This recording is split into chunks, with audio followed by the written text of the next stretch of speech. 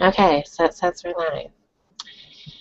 Um, so yeah, like I said, it's a pretty morbid topic, but in no way am I going to commit suicide, nor do I hope anyone in here comes in here talking about themselves committing suicide or wanting to, um, because I don't know how I'd handle that. Um, I've dealt with friends who wanted to commit suicide, but I don't know how I would deal with a stranger because it's very hard to relate to that. So hopefully if anyone is out there watching and trying to come in here thinking about doing that, then I'm going to direct you over to someone of the other people here. So, but anyway, um, yeah, so this whole thing basically came up from a few things in my life. One, I've actually attempted suicide when I was younger, and like much younger. I was like 16. And so now it's coming back to bite me in my ass on my on some things I need to get um, taken care of nowadays. So it's hindering me from doing that. It's kind of stupid, really. But another thing, obviously, the Robin Williams thing kind of hit me pretty hard. He was one of my favorite comedians. I didn't know it's been a while, but I didn't really feel like talking much about it just because it was still fresh in my memory, and I don't really like to delve into things that like still bring up the hurt while I'm in the fresh phase of hurting. So anywho, that's kind of the gist of why I started this topic. We don't have to continue on with it if it gets to be too much for people. We can always turn it into something a little lighter or oh. So yeah. Anyway, questions, comments?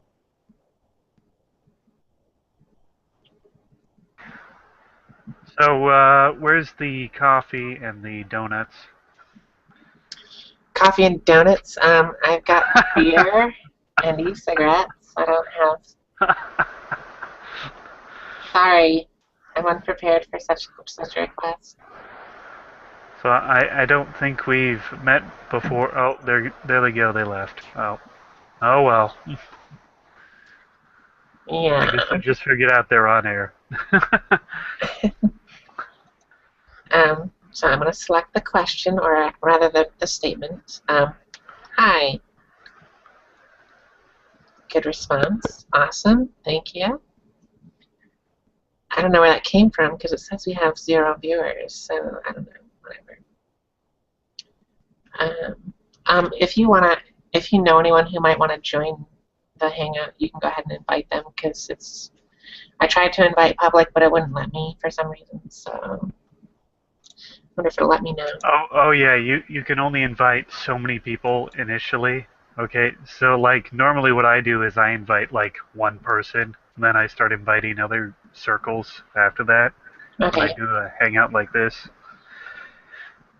Because I have so many people in my circles that it won't let me use some of my circles at all. Uh, I see. Well, mine. Excuse me, beer's getting to me already. I only have like 192 people in all of my circles, so I think that'll tell you about how out of the loop I am, so to speak. Um, Yeah, I have like over 1,000 something. yeah, yeah, I couldn't handle that much because like it's hard enough for me to keep track of what the people I'm subscribed to on YouTube are doing, and dealing with them outside of their like. It's okay if they put it in a video and I can watch it on my own time, but like having everyone come at me at once, it's just a bit much for me. So especially when it's some G-Man bullshit or some friggin' Ran Campbell's bullshit or all this crap that's going on now. It's like, I don't know. I get tired of hearing about it. I could have easily put up, a link saying we're going to talk about G-Man or whatever and gotten a lot more viewers, but it's not what I really wanted to talk about because I really don't give a fuck about those people.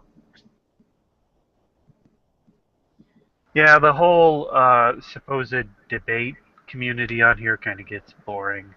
I mean, Yeah. yeah, it's just like the same old routine. Somebody makes a fool of themselves, and then everybody has to point and laugh, and Yeah.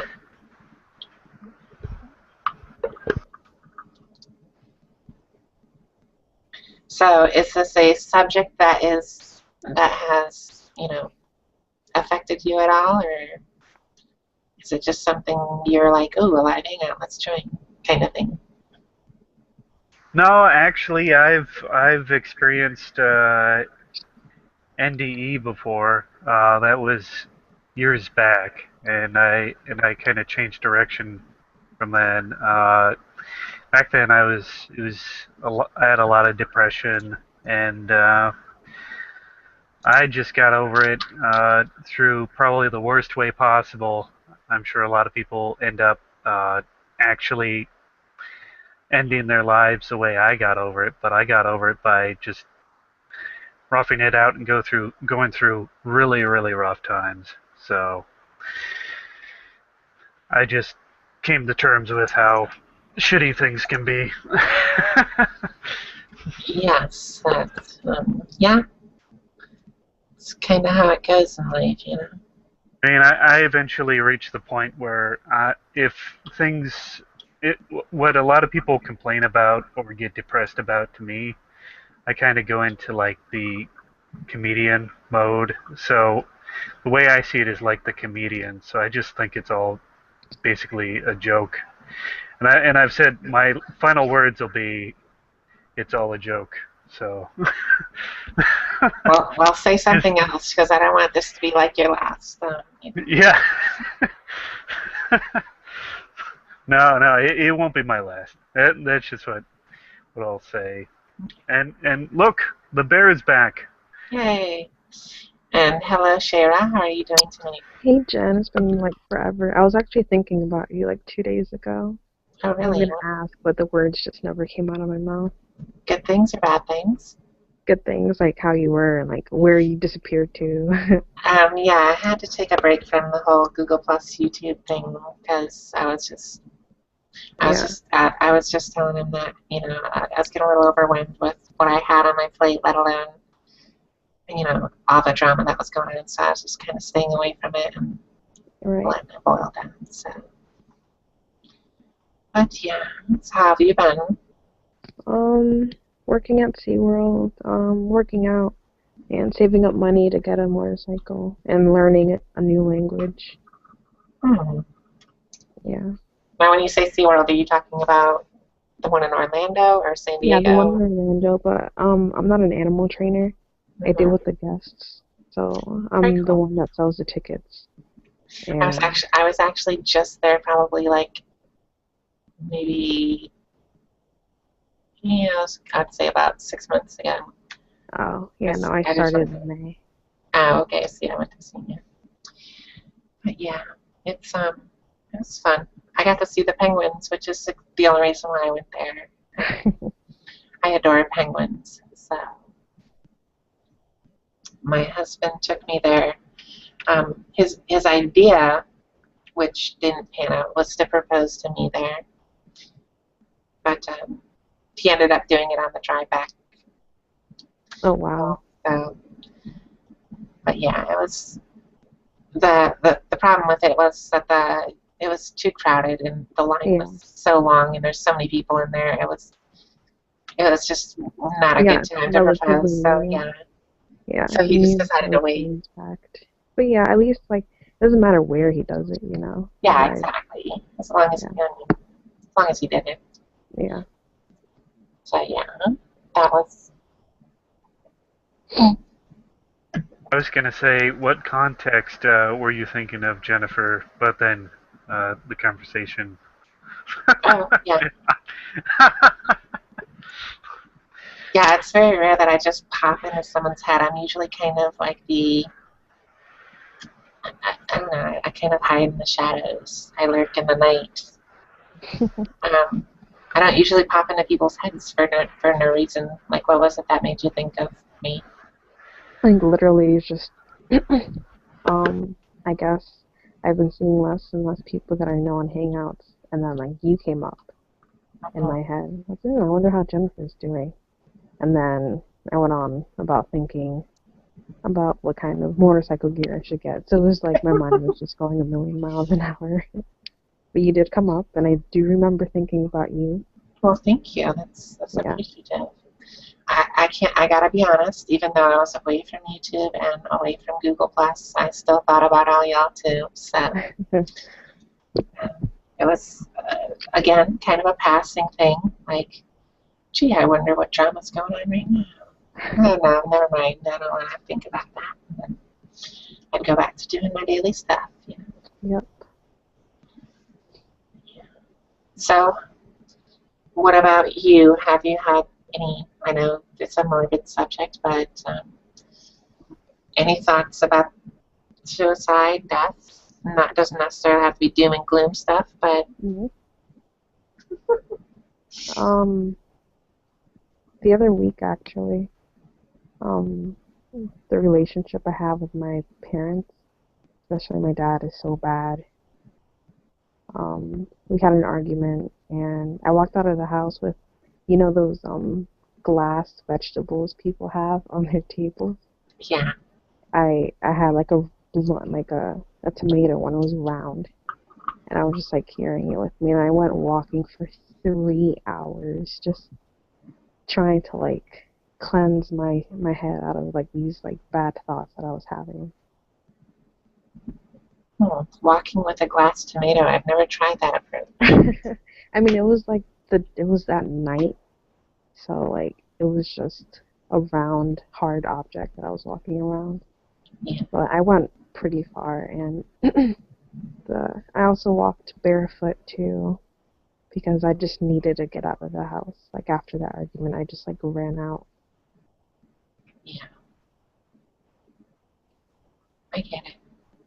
I'm with you there. Like, there are people out there who, you know, they want to talk about the issue at hand right away. It's like, my ex-wife actually was one of those people who was very confrontive about talking about our issues like right then and there. And I'm not that kind of person. I gotta leave so I can cool off a little bit before I can talk, because otherwise I'm gonna say something I regret. Right. And so it was very nerve-wracking to try to keep my cool, because when you have a spouse, you kind of try to respect them and try not to say anything that's gonna affect you in the long term. Something that you don't mean, that you know, regardless of whether you meant it or not, it's gonna stay with them. They can, understand that you didn't mean it, but you still said it and you can't take it back. So I try to avoid those things when I speak to someone, especially people that I love. Right. And so it's very difficult to sort my thoughts when I'm emotional and um, ill-tempered, and a little heated. Voices get raised, and it's not a good thing for me to stay in that situation. So Yeah. Well, like I've dealt with my dad's just a very angry man.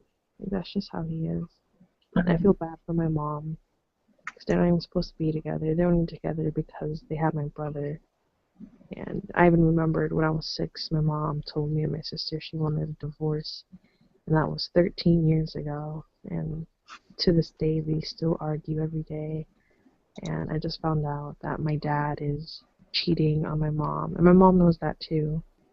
But I guess she's just not saying anything because then if they were to split up, then we'd basically have no money because my mom works. She actually works 2 jobs.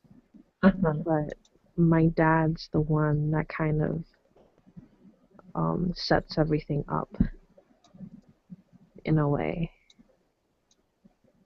So, I mean, it just wouldn't work without with like less income in the house is what I'm trying to say.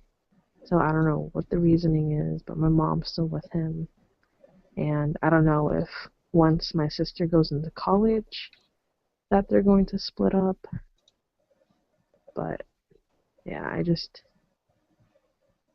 to be honest, I just don't like my father. Yeah, that's, one of the unfortunate things about family is you don't get to pick who they are. Yeah, I have, obviously, with my transition and everything, there's a lot of my family members who I don't even talk to anymore because, regardless that I'm the same person that I was before, I just, dress a little differently, and yeah, it's such a weird thing how people can lose sight of the person when it comes to the visual of, that. yeah. I'm sorry for that. Well, I mean, it is what it is. I'm just amazed by like the effect it has on people. Yeah, Um, I'm always kind of curious when it comes to human nature and how people work, and it's always fascinated me. But it's just one of those things. But yeah, there's plenty of family members who I miss, and I care about them, but um, they gotta do their own thing. Then right, hopefully all I can do is just hope they come around eventually. But they miss me as a person, just the same as I miss them. And yeah, but there are also people. I mean, there are people that I don't talk to for a reason too, who try to get in contact with me, and there are issues with them that I have, that are not so physical, but for whatever reason that I just don't want to deal with them because they did evil, evil things back in the day, and I still haven't gotten over it, So, right.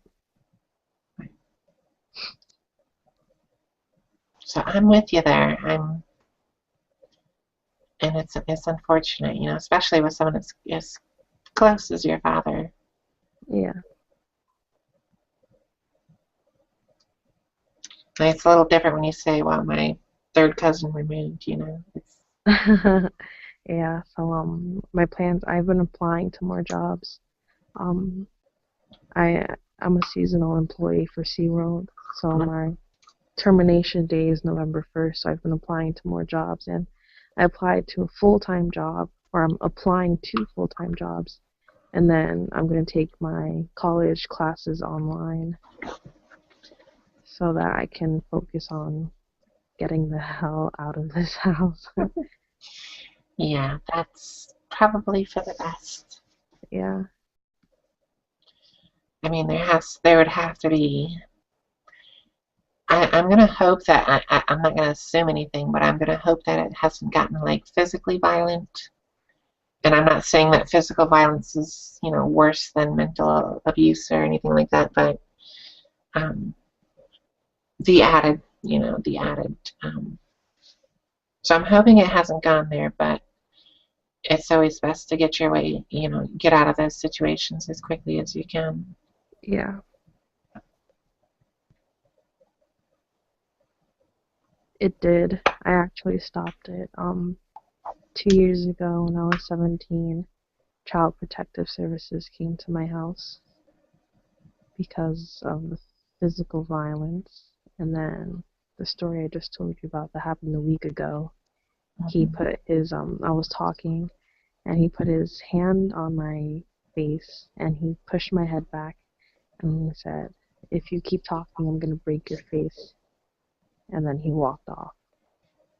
And my sister's 17, she started crying, and that's what made me cry. I was just gonna, brush it off. Yeah, And then she's like, "This is why you can't talk to dad. He gets so angry so quickly." And she was like, "I'm crying for you, Shay." And then that's what made me cry. And then like my mom came home, and then like she saw both me and my sister were crying, and she didn't say anything. And then mom was like, "What happened?" So then I just got up and left. Yeah. And when I was gone, my dad came back in the kitchen because that's where it happened. And then he asked my sister. He's like, "Why are you crying? If you're crying about your sister, then you need to stop because I'll cut you off too." Just like saying stuff that you don't expect a father to say. Yeah, it's, you know, it's so horrible that a man would ever put his hands on a woman, you know, Yeah, on any woman, let alone his own daughter. That's just, it blows my mind that people could do that, you know. yeah. But, hopefully, I'm hoping that I'm out of my house before my birthday, Yeah, which is in January, late January, the 30th, actually. That's my goal, to just skedaddle with a roommate, of course, or yeah. maybe two roommates, but just skedaddle. Well, I wish you luck, because Thanks, Jennifer. yeah, I grew up in a situation similar. It wasn't my father; it was actually my brother, who Oh, was, kind of. I mean, I understand that, like, obviously I don't consider myself, and a lot of trans people are going to hate me for this, but I don't consider myself a woman. I consider myself a trans right. female. I'll never be a woman. Um, and people, God, they'll probably, get on my case for saying that, but whatever. That's how I feel. Fuck off if you don't, approve. But I understand that brothers fight, Yeah, but like, there's sometimes when it got to the point where it got really scary, yeah, Like it went from playing to, wow, I think he really wants to hurt me. So well, there are some other things that happened too that I'm obviously not going to get into here, but yeah, he's one of those people that I've just slowly been kind of like, I talked to him for a while, even after the fact that it happened, but then I started going through some therapy, and it kind of brought to mind those instances that it's like that I had just kind of wiped clear of my memory.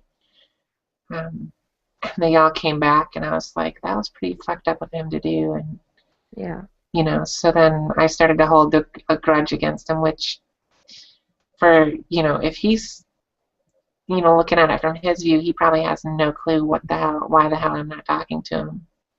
Um, and it's just recently that I've gotten back into communicating with him again. So,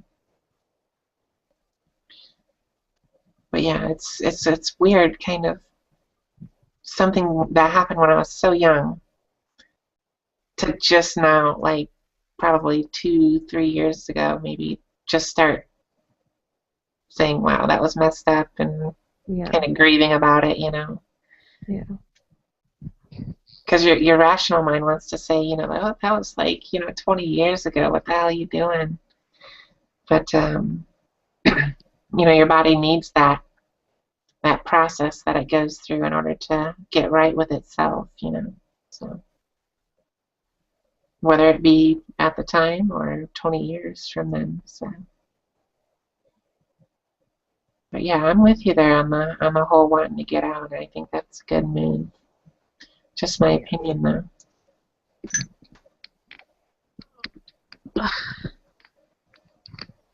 I'm so sore.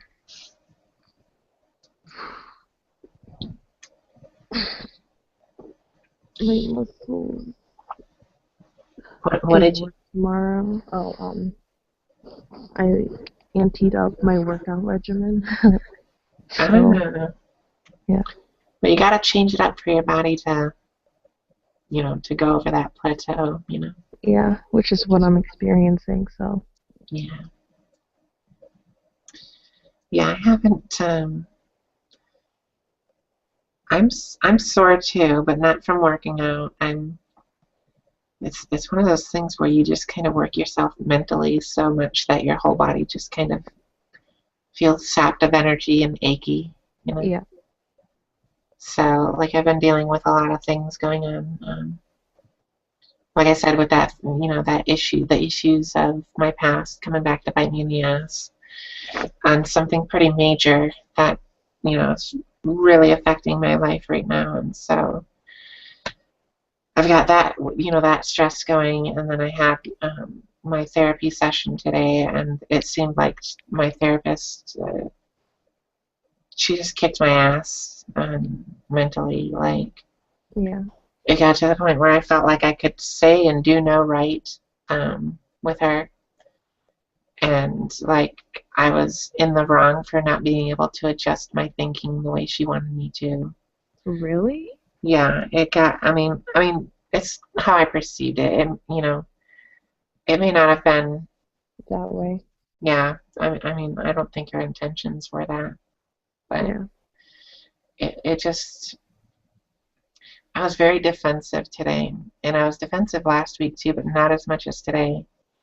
And I just got to the point where I was like so tense and so like because I have anxiety, and like that's the basis of what we're talking about controlling. And so, when she was telling me all this stuff about how I need to, when I start having these thoughts that lead to the chain of events that go to a full-blown panic attack, that I need to, divert my thinking elsewhere. And I'm like, well, yeah, if only it were that fucking easy, It's like, God, why didn't I think of that? Jeez. But again, I think it might have just been me being defensive, and that did nothing to help my anxiety. I nearly had a panic attack while I was in the office there. So. Wow. Well, at least you did it. No, I waited until I got home, and Oh, it was about an hour after I got home I ended up having one. no. Completely unrelated reason though. It was, Okay. but well, I'm pretty sure it was probably a buildup of the tension that caused the issue that had me. I mean, I'm sure it's all related in a way, but yeah. So,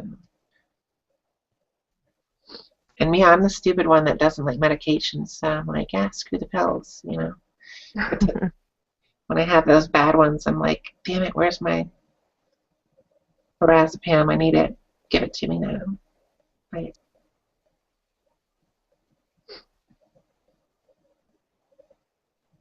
Is ATS still there? Or did we lull you to sleep?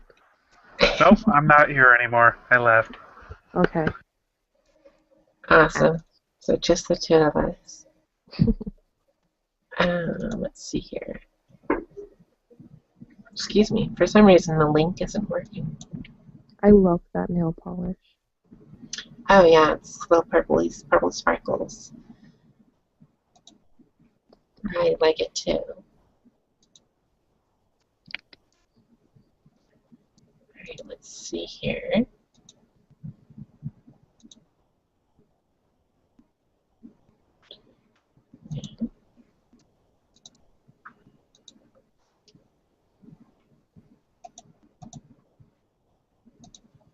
See if I can get in here and actually post the link.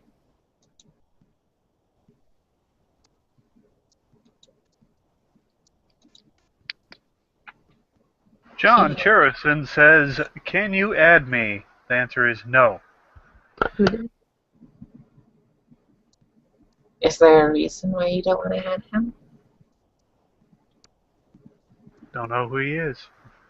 Who is it? So what's this? The science of the endocannabinoid system. Okay. I don't know him either. Oh, he's one of those pot fanatics. He's got a lot of stuff on marijuana on the brain. Oh. Hmm.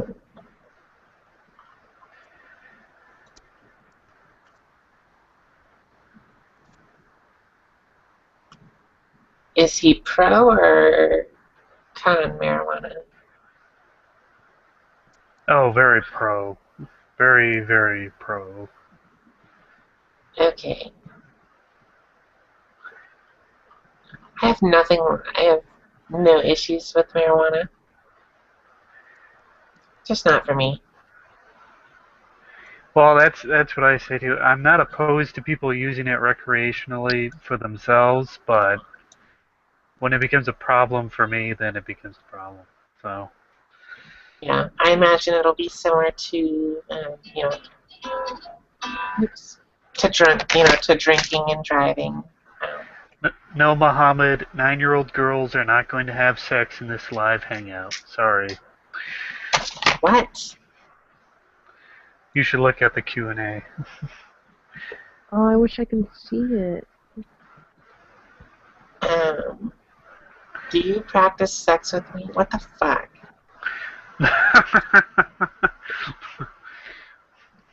Delete. Who's watching? I don't know. It doesn't say who's viewing. Yeah, it won't tell you who's in the audience. It just tells you how many. How many are there? Just one.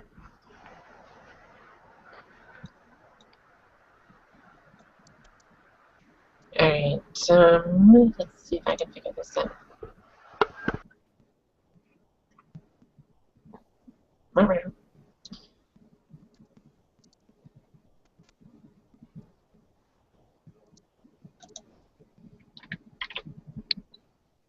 See if that one works. I don't know. Whatever. Goodness. So yeah, I don't know about people who want to smoke it recreational because, like I said, I have a feeling it would probably become just the same amount of a problem as alcohol. And if you're gonna, obviously prohibition on alcohol doesn't work, and obviously it doesn't really work on marijuana either. So I say tax the fuck out of it and let people do what they're gonna do anyways.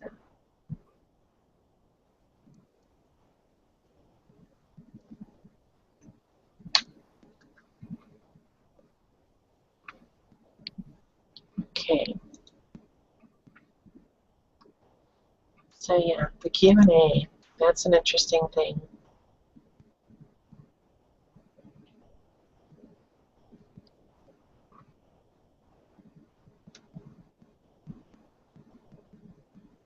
All right, I gotta think of something here that's interesting to talk about.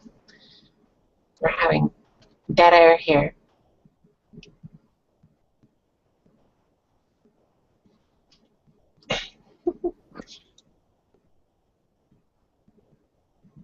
All right.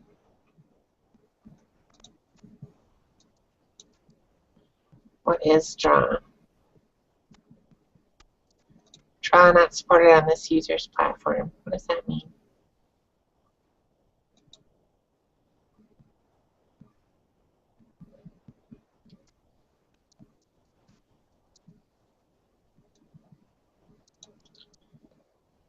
I should be sleeping. I have to wake up in like 5 hours. And what are you doing up? Oh my god, what are you doing? I don't know. Someone is drawing glasses on me.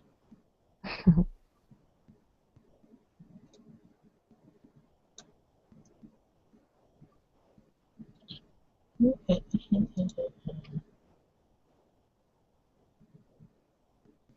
the hell did that come from? How come other people can draw and I can't? What are they drawing on me? Is anyone else able to see this crap? I can't see anything. You can't see anything on my, so like the rainbow, the clouds on my picture. She's on her Now I phone. see it. No, now I see it. It was just taking a while to load. Oh no no no. Oh no no no no no. Why are you drawing rainbows and clouds on me? A glass of that looks like a fruity drink. Wish I had a fruity drink. Oh, goodness. All right, fine. Shall we talk about religion? Because that seems to be a more popular subject.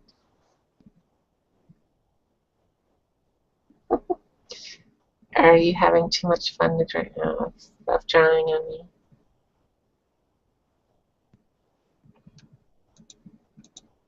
Okay. The link should be in the comments section down there if you want to join.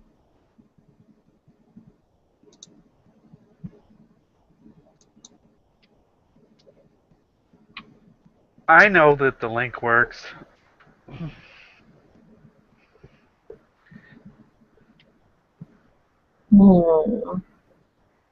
Yeah, the link there in the comments should work.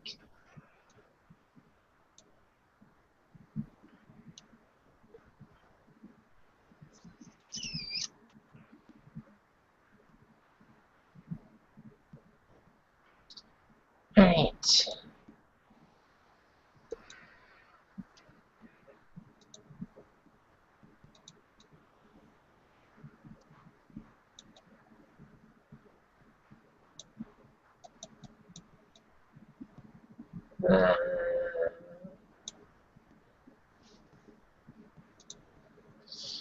All right, let's get rid of this crap. Why? Oh man, why does it turn me back around?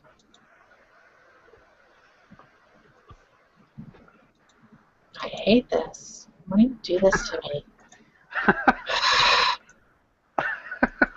Flip. There you go. Stupid Google Plus. I hate you. Alright. Well, I'm sure the hangout will pick up once I leave because I have to go to the bathroom. I'll be right back. Okay. Enjoy staring at my couch. Will do. How was your day, ATs? It's good. You're so bland.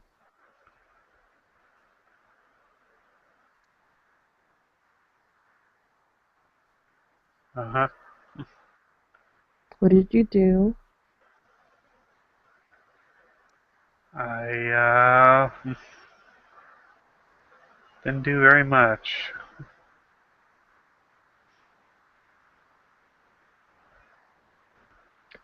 All right.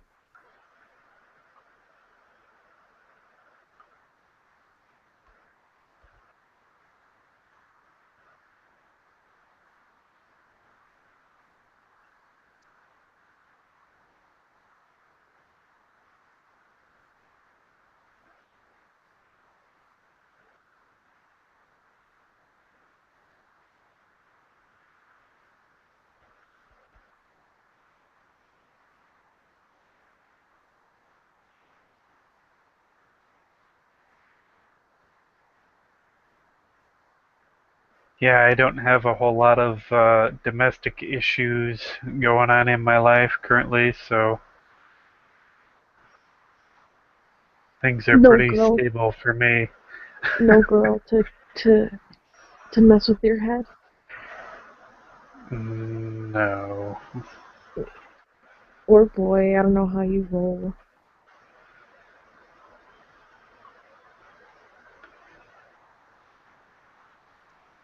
Welcome back, Jen. Thank you. I probably should have plugged in my headphones before I turned off the microphone. Yeah, eyes all over me. Sweet.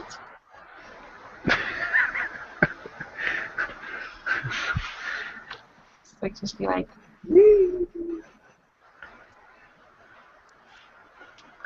Shara was telling me how bland I am because I don't have domestic incidents happening No, because all you said in my was good. day-to-day life.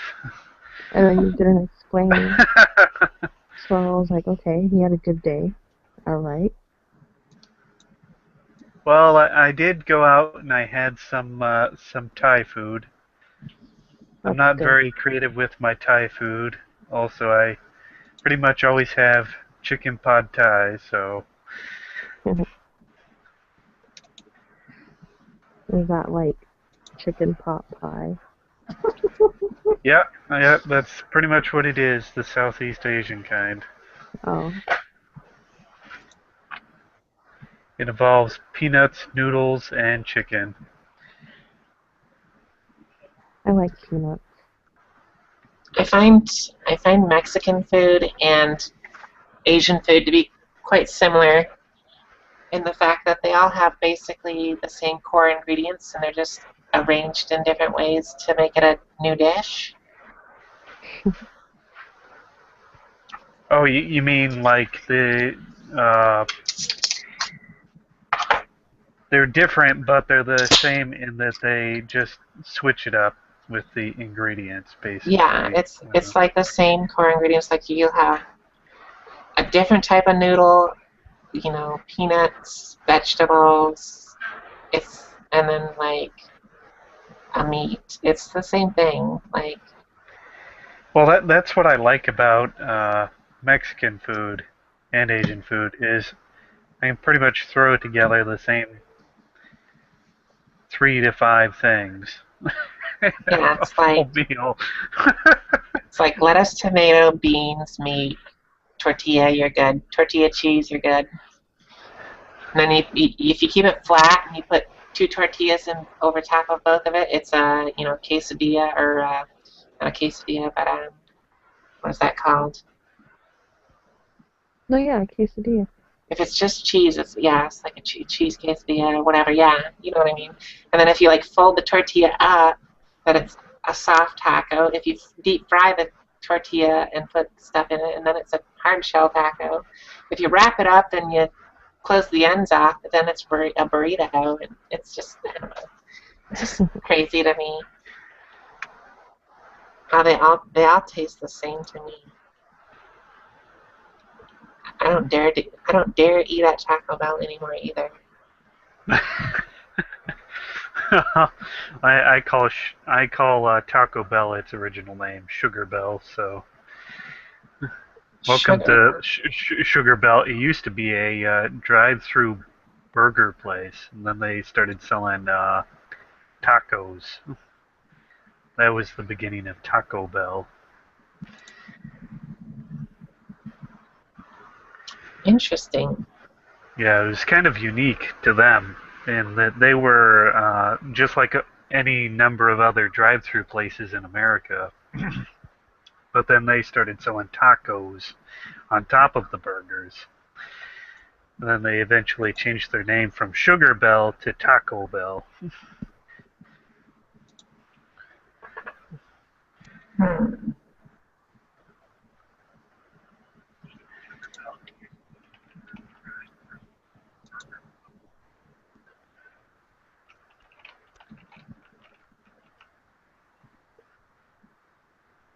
Okay, that's so weird.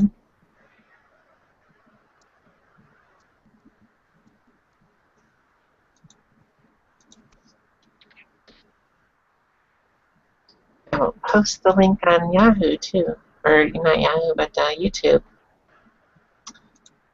So I'll post it there, and post it there, and post it there.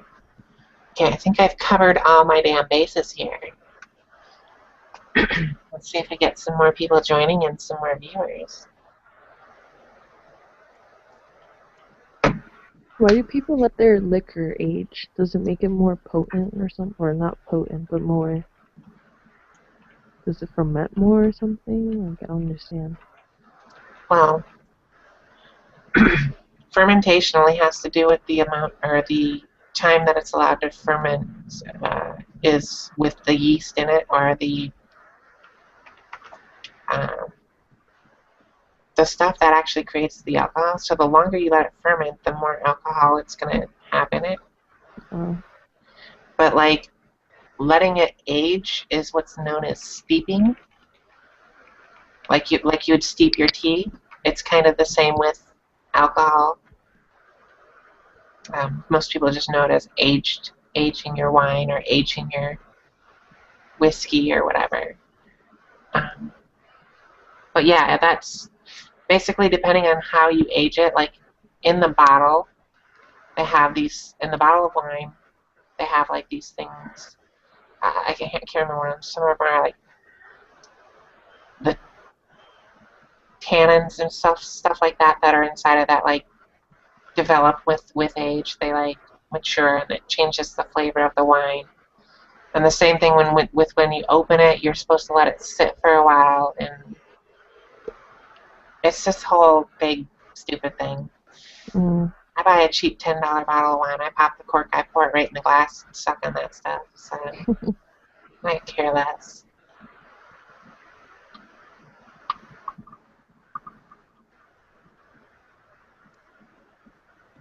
But yeah,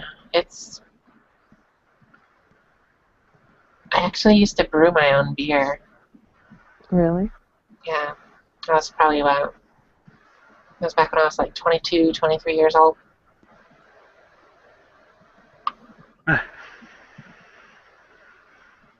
a pretty interesting process. Very time consuming.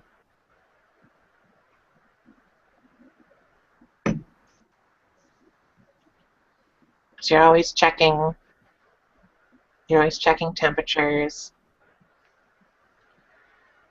You're checking for pressure inside the cask, and you're checking for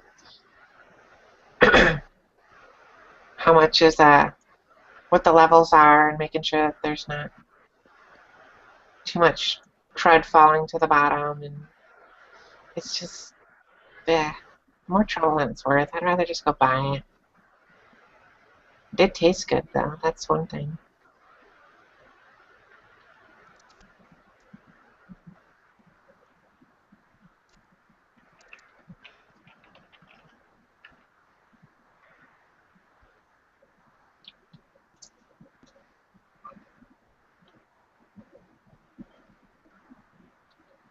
Dun, dun, dun, dun, dun, dun. Right. Why?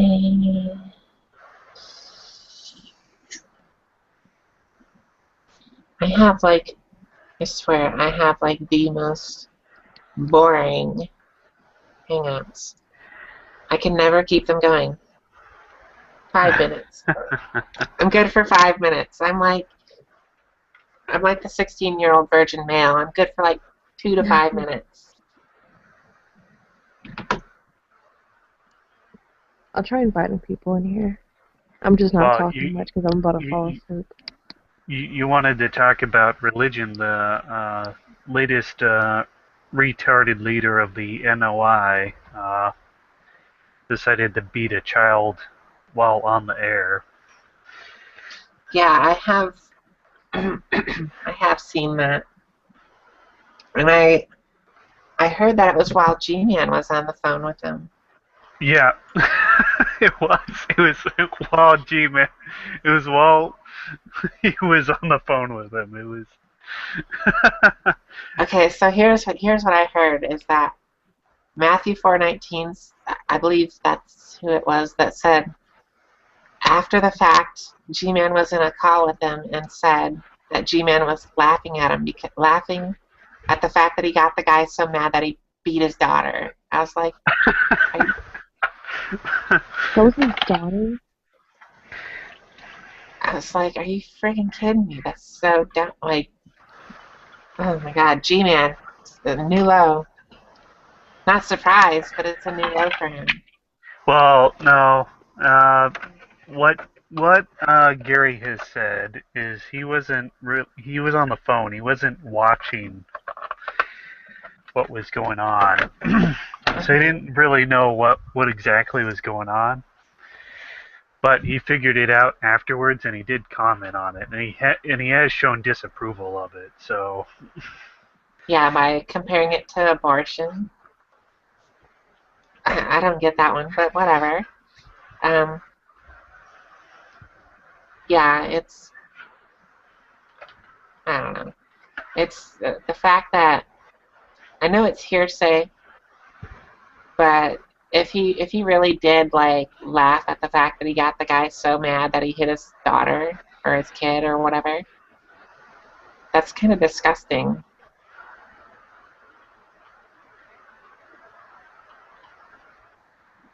Well, all Yeah. I had to say to that idiot was, you don't hit kids. Right. I don't. Newsflash, asshole. Especially crying kids, you just kind of like, I don't know, remove them from your boring ass sermon. Yeah, So, that's like, oh my God, I got hit by a car. Let's cure it by hitting him with another car. right. I mean,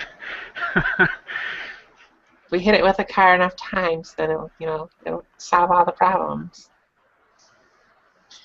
I don't know. I've never the idea of like punishing a kid for crying and then like that whole I'll give you why are you crying? I'll give you something to cry about. Oh my god. I never understood that. Like, why do you say that to a kid? Idle threats, and then sometimes they become real. And I could never do that to any child, let alone my own. Again, like I was telling you, Shara, I'm like, couldn't imagine putting my hands on my kid like that.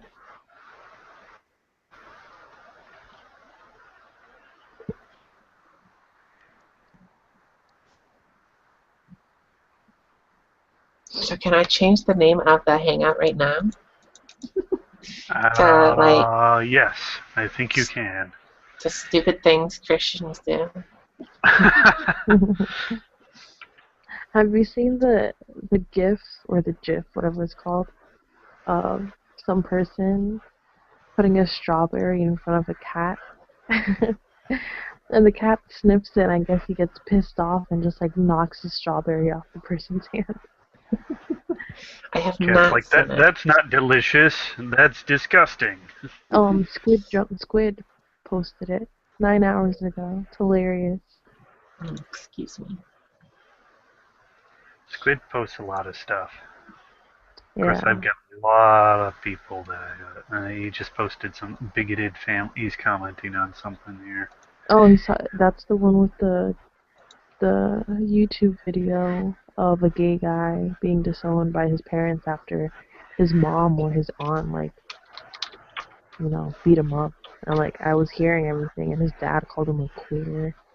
Like, it's so messed up. Happens more often than it should. Yeah. Okay, so I have to ask, who is Squid?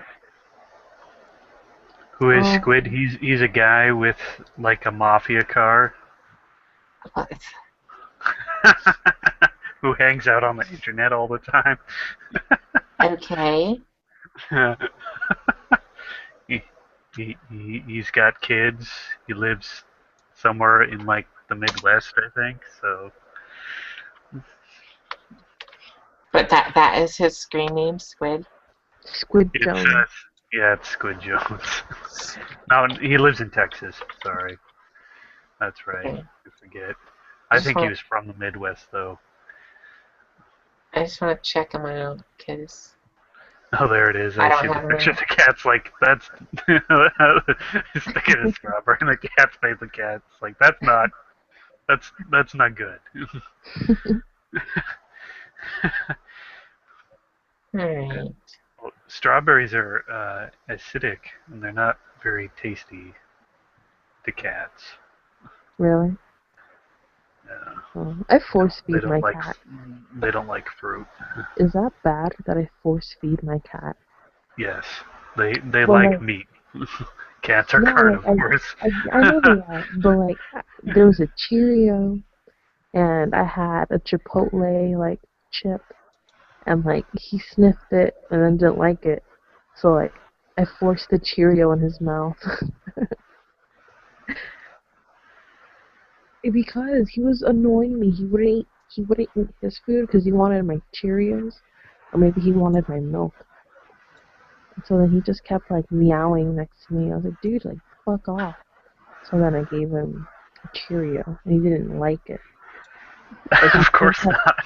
Yeah, he still kept coming to me. So like I didn't realize he wanted the milk. So I was like, all right, Listen. Cats don't make sense. They're just going to be exactly. pissy no matter what. You know, you can do everything in the world to try and make a cat happy, and it'll still like find some way to be pissed off at you He or likes fuck chewing something my up. hair. So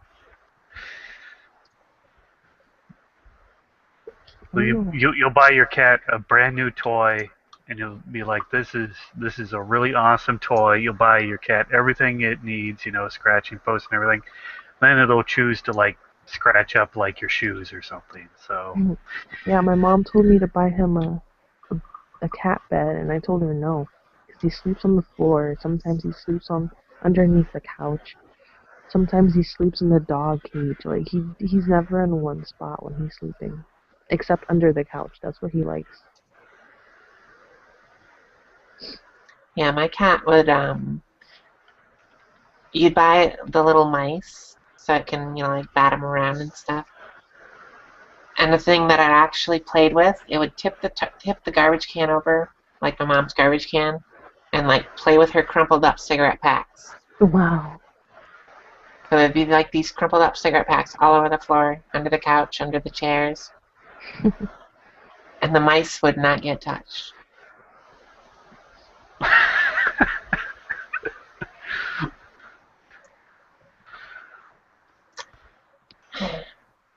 I still love my cat though. I need to give my cat his shots. He doesn't have his shots yet. I've only had one cat, and that cat decided to do surgery on my foot. I didn't get rid of What? it because of that, but that's what I remember about that cat. What happened? Well, I was asleep, and it decided my foot was a good thing to carve a new hole into. So, Awesome. He just started burrowing away on your foot. somehow the cat managed to like cut a triangle on the bottom of my foot with its claws or something. Because it's like, oh, there's something moving there. I better attack that. It was so bad you needed surgery? No, I did not need surgery. That's not what I said. I said it cut a hole in my foot. Oh, I've I could have stepped on sworn nails and I haven't gone in for surgery. I could I've have had a nail sworn go you through said my foot surgery and I though. didn't go to the doctor. No, he said the cat did surgery on him. Oh, the Yeah, the cat cat did surgery on me. Okay, Yeah. okay. I actually did need not surgery, but like I needed stitches from a cat. Um, she's dead now, but the cat I used to have, we used to have this little cocker spaniel poodle mix, and my cat, which was a little calico cat, and I was holding my cat like you do, you know, in your arms like a little baby. Well, my brother decided to take my dog or our dog and put the dog in the cat's face, and the cat did not like that. So the cat's claws came out and it went right into my bottom lip and just tore a huge. Ooh. So like right, you can't see it now, but right under here there's a pretty good scar, and the top part, kind of like it's. That reminds me of another cat. It wasn't my cat, but it was a cat on a farm that I lived on. And I was walking down the path, and then someone was driving up the dirt road up to this house on this farm. The cat jumps off the ground and jumps on my back. And this was one of these farm cats, so it wasn't declawed. It was a big cat. It put freaking holes in my back. That was fun. Yeah, sounds like a blast to me. Like, Jesus, cat. You know, when I'm looking for a good time, that's exactly how I like to roll.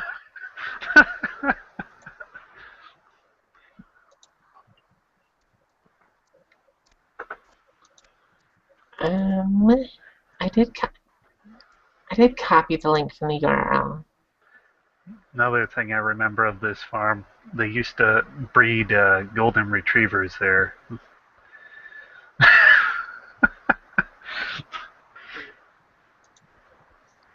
see if I can try this. Everyone's yelling at me to post a link. I've posted like so many I've damn posted links. it several times. I don't know what else to do. Post the URL? Whatever. Try it, I guess. Okay. Don't know what else I can do. Out of ideas. I'm not that smart.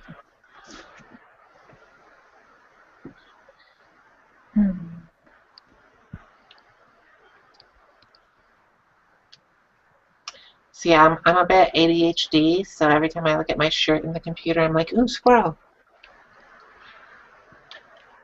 Or I'll recall the time thinking about that farm again when I had to decapitate a chicken.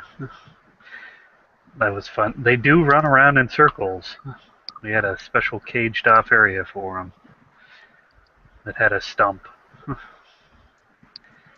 Yeah, there was a story not too long ago about a person who died from a snake bite from a beheaded snake, like an hour after they had cut the head off. Oh yeah.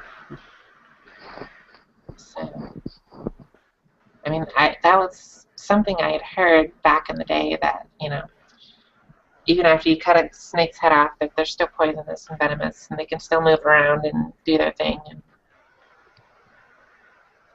I'm going to say this in a public forum live. I am sick of all this ALS ice bucket challenge stuff. You didn't like it's that? I mean the charity thing is great and all, but there's a lot of showboating going on. So Did you see mine, ATS? nope. You didn't? Nope. Should I have? Yes. Was it in bold letters? Was it flashing? Were there advertisements? No, I just said I did the ALS bucket challenge. Yeah, I only see like half of the posts that people share on Google Plus because Well, now you know to look the at way mine. this particular site works. Well, Facebook works the same too. No wonder.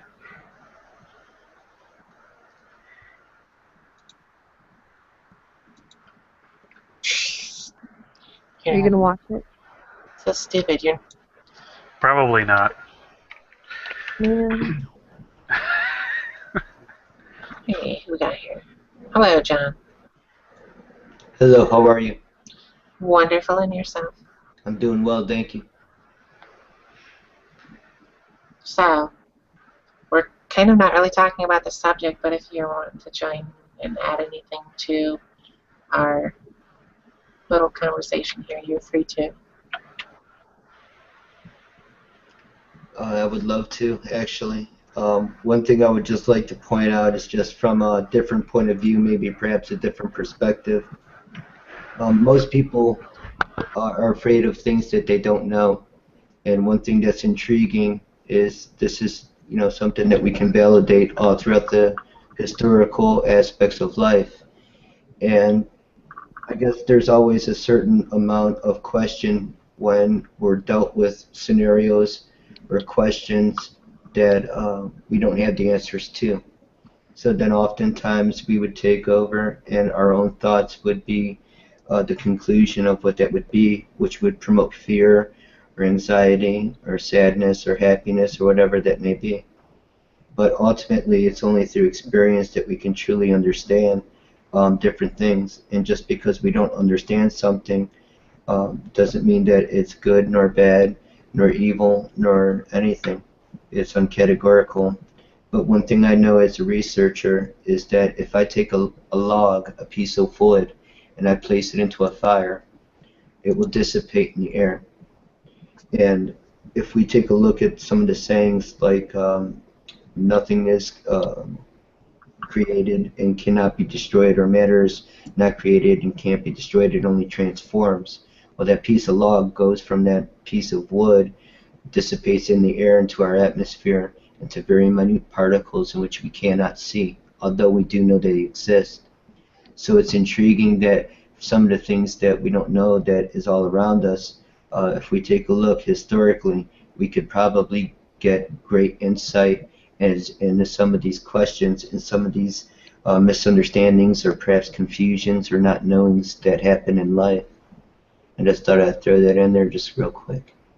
No, I completely agree with you. That's one of the reasons why I picked this little, what most people would consider a morbid subject, and it is kind of. I mean, you know, thinking about things like this it's not an easy subject, but I'm actually kind of curious as to what death is like. I mean, I know I won't really technically experience it per se, like what the actual feeling of death, being dead, is, because I'll be dead. But the process of, you know, that split second where you are alive to the split second where you're, you know, you're dead. I'm kind of curious as to how that functionality works, how you cross over from one to the other. So I kind of, again, I'm not going to commit suicide, but I'm anxious, not anxious, but curious as to when it does happen to me. I'm kind of looking forward to finding out what it's all about. Well, you know, I think that life itself is a journey. So, you know, everybody, it's an experience that we're all going to have inevitably. There's nothing that we can do to prevent that. And the weird part is that I live in a place, in a town, which is actually a quite small rural town. And just within the past couple of weeks, there's been a couple of fatalities and car accidents from young individuals. And it's kind of shaken the community because it's, you know, so many at such a small period of time in a small community. But what's really intriguing about it is that if we all know that this is an inevitability, this is something we're all going to have, why would we have a negative aspect upon it in the first place? Because most people's perspective is negative. I don't think it's something that we would want to rush into, because life is a journey. We should enjoy every moment, because I do believe there are things that are worse than death, you know, and I think that that can be experienced only through living. But I don't think it's something to be afraid of or something to fear, but I also don't think it's something to rush into and let nature take its course, because we don't have control over it anyway. For we could take a vehicle ride to a local corner store and have a fatal accident. You know, this happens all the time. And in a small rural town in Ohio, it happened 3 times in the past 4 weeks. So it's intriguing, you know, you don't think it's going to happen, but it can happen. But if we just live our life and try to make a positive impact on it with what we have to give, then the rest will be provided. Because there are many things that happen and that are around us that we don't see. But as we continue to live our life, we'll become more aware of this as we try to open our minds to newer understandings. I'm with you there. Like I said, I'm not gonna rush the situation of. Fucking ride the pussy! Not gonna rush the situation of killing myself, but I don't look at death as necessarily a bad thing. I think the only reason why I kind of dislike the idea of death is because I enjoy life so much, and I know that is like the antithesis of life, you know, is not being able to enjoy the things you enjoy in life because you're dead. So that's the only reason why I have these, even a bit of a negative connotation towards life or towards death. But mostly it's just curiosity, you know, towards what it's going to be like. Let me ask you this question. Would it be fair to say that everything that we know of in our entire existence, everything we can see around us, and everything that we can touch and feel stems from a thought? Would that be a fair assumption?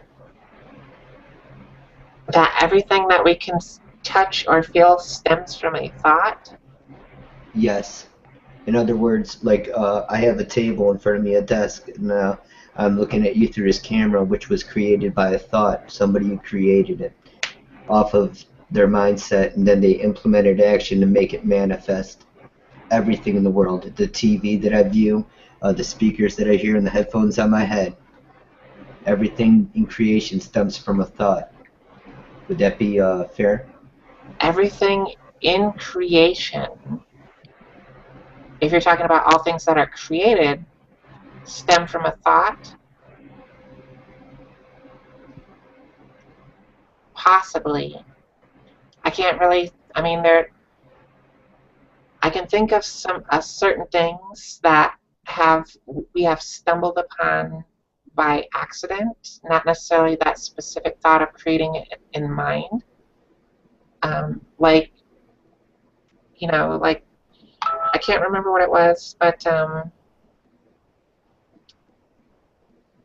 think it was like WD-40 was not intended to be a lubricant, but it was found to be a good lubricant, But and therefore that's what it was used for. it was found to be a good lubricant because of its discovery through a thought process. Even though it was a byproduct of another thought, it still originated from a thought. Even though it was the unintended result, that's the same thing. Same thing with chemotherapy. That was derived from a mustard gas. Yeah, and the same thing. Yeah, the same thing with Viagra was actually for a heart medication. Exactly. But, I mean, if you put it that way, I guess everything could be possibly stemmed from. Well, not everything, but everything created could possibly be stemmed from something. I mean, obviously, if you're creating anything, there has to be the thought of creating something. So, yeah, I guess I can go along with you there. So then again, I'm going to take it to another step then. I wanted to learn how to build websites because I had ideas and I had thoughts and I like to play music and all this stuff I'd like to share with the world, right? And I want to build a website and put it on that platform so everybody can enjoy that or at least give me some opinions, right? Okay. So I started teaching myself how to do that, and then I started learning the processes on how to build that. Well, then I built them, and then I started building them for other people, and things go on. But what I learned through that process was that I had no idea at all how to build a website, and I taught myself. There was a time where I didn't know how to play guitar, but I just sat there and I played and I taught myself. We have the infinite ability to do anything we ever want. All we have to do is think of it, act on it, and then the result's always going to be the same no matter what it is that we choose to do. There's only these little things that I call speed bumps, which are just like little problems or big problems, but for any problem, there's always multiple solutions for those problems. Now, we may not know those offhand, but if we research and we look for it, we will find the truth. And right here, the truth, if you can see it, will set you free. Question for you, John. Sure. Now, you said that from an idea that anything we imagine we can do? In reason, as long as we can physically do it. I can't sit here and fly out of my chair into the air that I'm aware of. But as far as being able to do things like change the course of a life, get out of a relationship, understand some different skill sets that we had, experience something new to discover new skill sets we didn't even know we had. But okay. So you're saying as an individual is capable of doing anything that is possible in the world. That's correct. Okay. So the way you stated it the first time, it sounded like you're saying that anything is possible, but you're saying that anything that is possible, anyone can do. That's correct. Okay. That makes a little more sense because I was going to ask you a question if I could possibly think into myself or an existence where I never existed. Sure. And that's obviously impossible because if I could, then I would have never existed, and therefore I couldn't have had the thought to it's kind of the oxymoron type thing, or the Right. paradoxical thing to Well, where. that'll give you a vivid point on where you're coming from then, because everything has a root. Everything has a point of origin, which is a thought.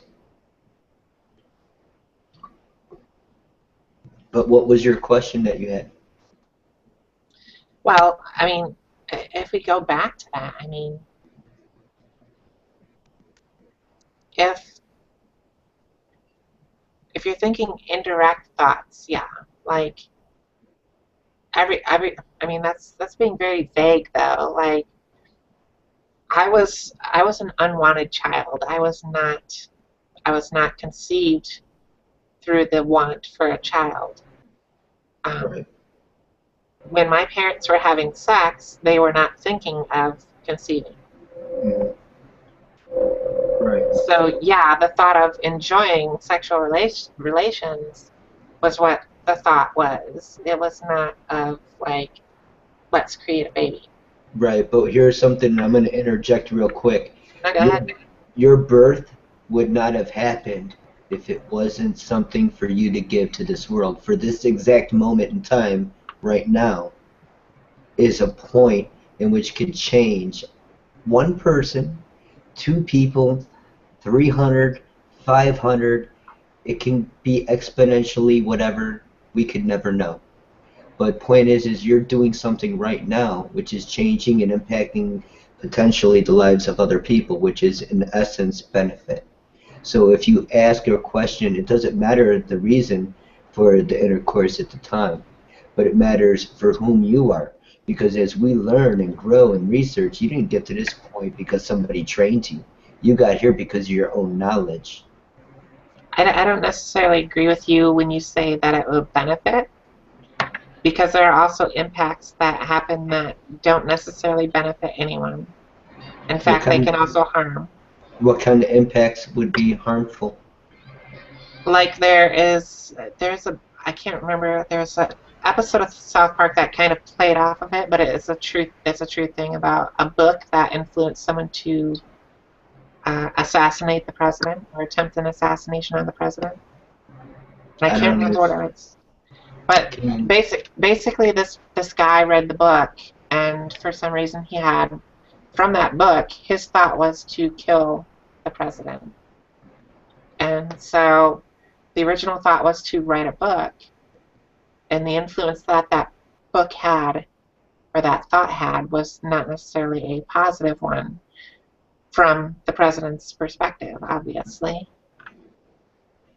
but that could be taken in anybody's nature, because one thing that I understand, and I'm not like a know-it-all or anything, I'm just giving you information that I've been familiar with because I'm a diligent researcher, but everybody is given free will. Everybody can make choices. Sometimes people um, can't make choices because of chemical imbalances that are created that they don't have control of. Or sometimes there's a mutation within the endocannabinoid system, which is just recently being discovered in the human physiological processes as being the master control panel. Regardless of nature, it is up to free will in which what we take in information-wise is what we do with it. But all we could do at this point is learn and help each other out, because sometimes, and most of the time, if not all the time, what we have is all we have.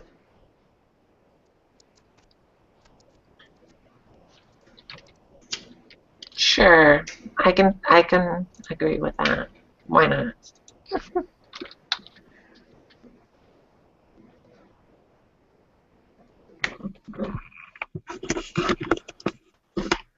Okay, what the hell? Hello, Hello. what's up? Nada. How you doing? All right. So I was directed to your page from a couple folks here to look at a strawberry being attacked by a cat. Yeah. And so I figured I would add you to my circles because I'm always up for cool things. Yeah, that cat didn't seem to be very fond of the strawberry.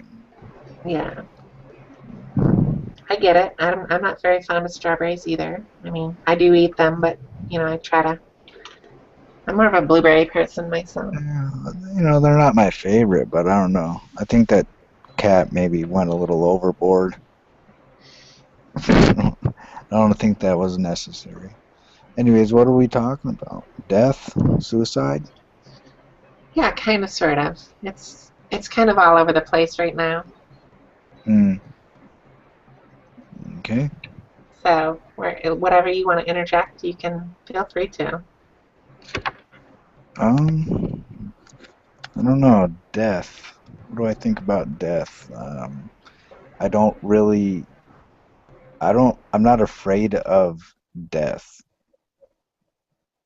Um, I don't want to.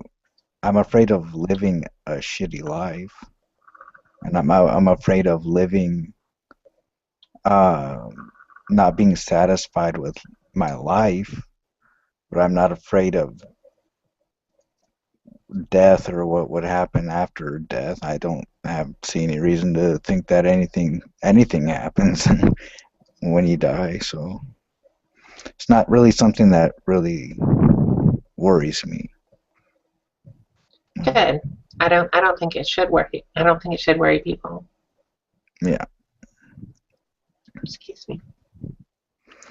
So yeah, I think about the process of dying. That worries me. I'm not looking forward to that very much. See, now I'm the complete opposite. I'm actually curious as to what it's like. I don't Like, think. Go ahead. well, I was just saying, like, it's the one thing that everyone who's died before us has gone through. Yeah. Like, millions and billions of people have gone through before, Hmm. but yet we still know nothing about it. Like, we don't know what it's like to be dead. So that kind of it just piques my curiosity for some reason. Yeah, I just I can't imagine that it'll be a very pleasant experience. I don't know. It's that moment. It's like you said, everybody has to experience that moment, and but we don't know what it's like, and so but we all have to go through it, Yeah, and it's I don't know. I'm not really. I'm just not looking forward to it very much. But I'm not worried about what happens after that, though. That's what I'm. That's all. ADS. Oh, is he away? He's away. Huh? I don't know. No, Yes. he just. Hi. Hey, what's up? Nothing. I Um, was just listening to our friend John here. Interesting stuff. Yeah. I'm gonna go back to what I was doing. I'm cooking some things. our friend John. Hmm. How you doing, brother? Hey, what's up, man? Not much. Oh, Just okay, so you're John. All right. That would be John. All right. Cool. I gotta say that there's really only two different solutions or two different probabilities on what could happen when anybody dies. Either nothing happens at all, or something that we couldn't even describe happens. And if we study, and I am a studier of ancient past, because I believe that everything recycles, everything has a regenerative process to some extent, like I explained the log and the fire. Those molecules never dissipate. They only get consumed and reproduced in different forms. They transform. Um, but there's really only two possibilities. One is nothing, and the other is something that we couldn't describe until we go through it. But you know, I think people or humans overcomplicate everything because of things we don't know. I remember one time hearing stories about how people thought the world was flat, and people would be adamant about the world being flat, If you go over this ocean, you're gonna fall off the edge and you're gonna fall down into oblivion, they say. And this was the truth. This is the truth at the time because they didn't understand. They had limited knowledge. So, and that was the belief for quite some time. As technological advancements happened and we evolved intellectually, we were able to discover no, the world was not flat. So as we continue to discover the human physiological processes at what happens at death, we'll be better acclimated with what will happen, at least on a physiological process. On any other type of process or plane, I couldn't speak of until I've been through it. Yeah.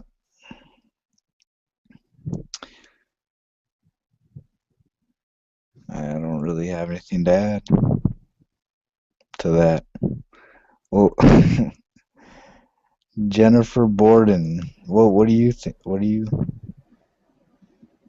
have to say about it? You know, I was talking to John a little bit, and he was saying some stuff that kind of went over my head. I won't lie. I don't know if it's because it really was incoherent, or if I was really just too dumb to pick up on it. So. What are you drinking? Wine? Water? Beer. Beer? Beer? You put your beer in a glass or what? I don't have a regular beer glass anymore. I dropped it on the floor and broke it. So, and I refuse to drink from a can, so it's wine glass for me. All right. To each his own, her own. Shara, are you awake or what are you doing?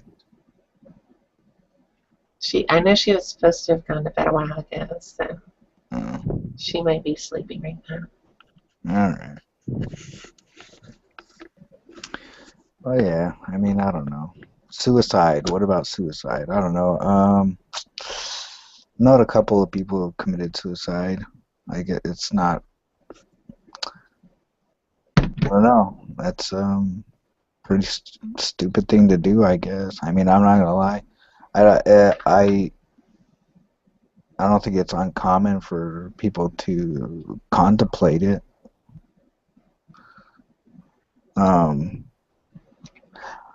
But I don't know. I've thought about it before, and I would say that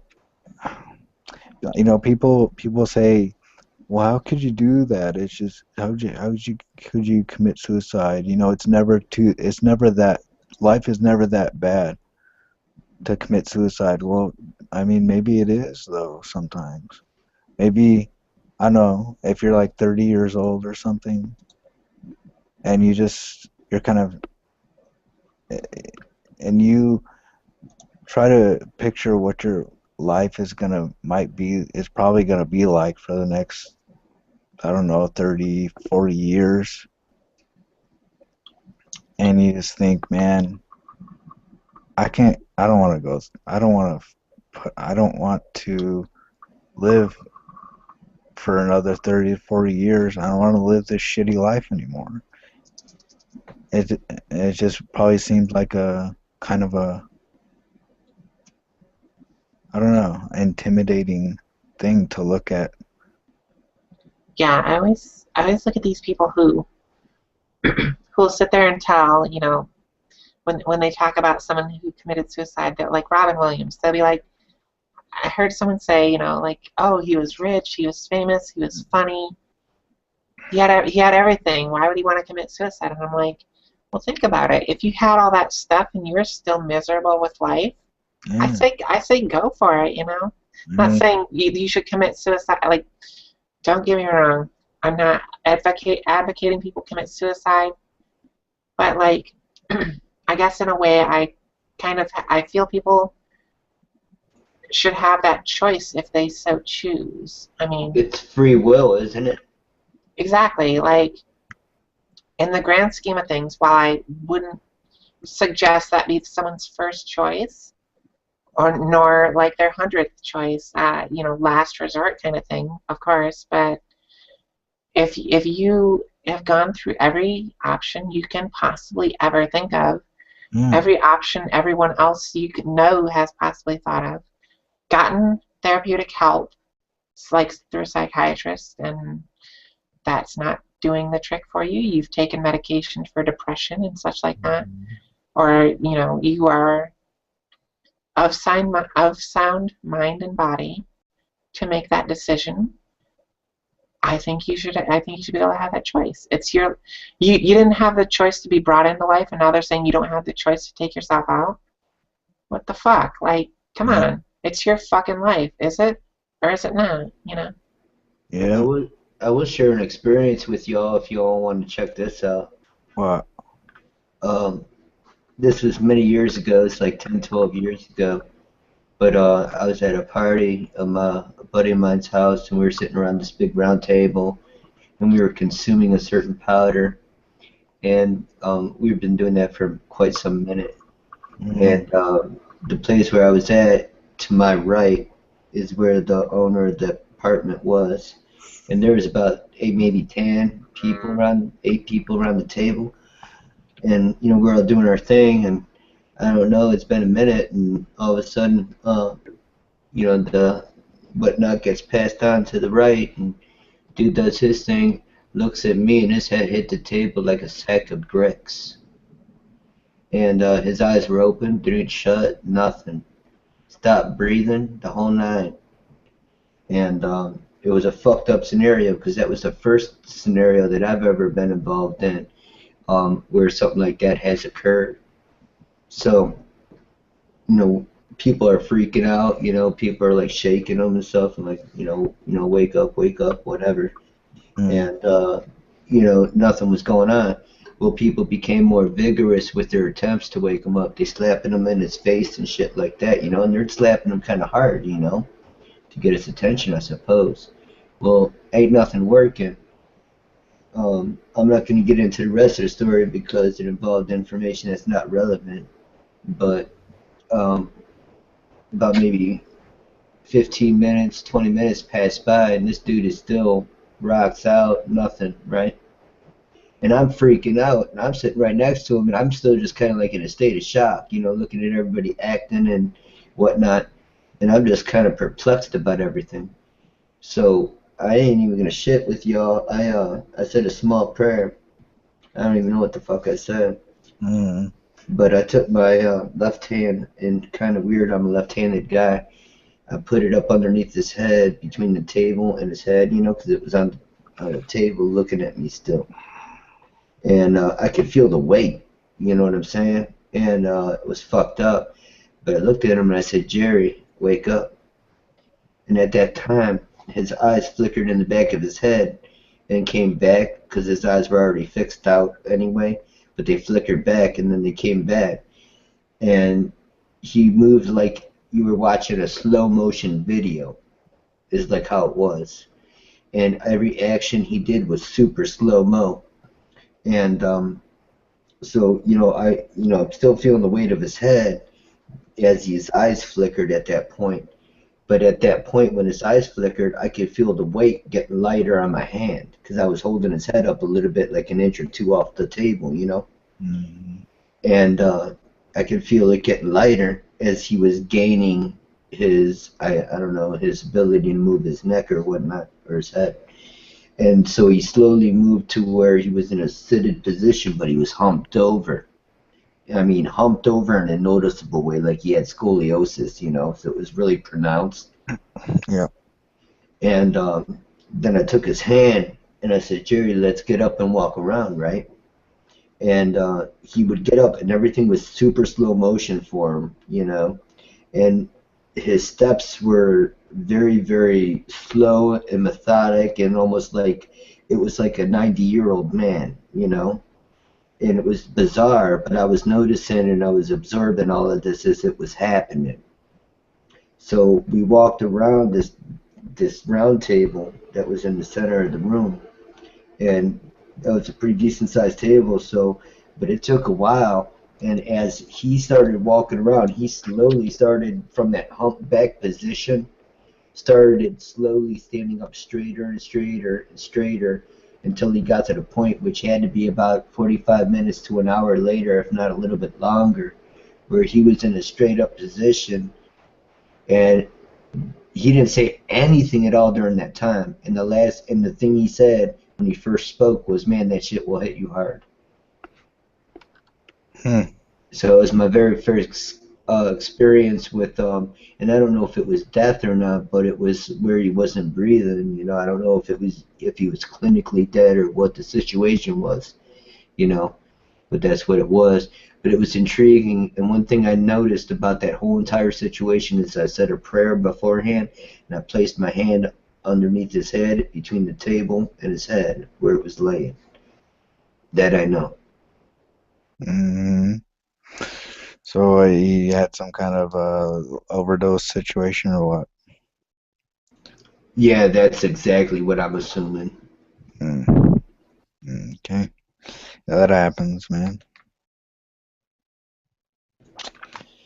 Yeah. But the shit that happened afterwards doesn't, and that's what was most well, where everybody was going around shaking him and then slapping him, trying to wake his ass up, and nothing. And I'm gonna say a little prayer beforehand. I'm gonna put my hand up underneath his head, and you know, and then that shit happens. That's fucking bizarre.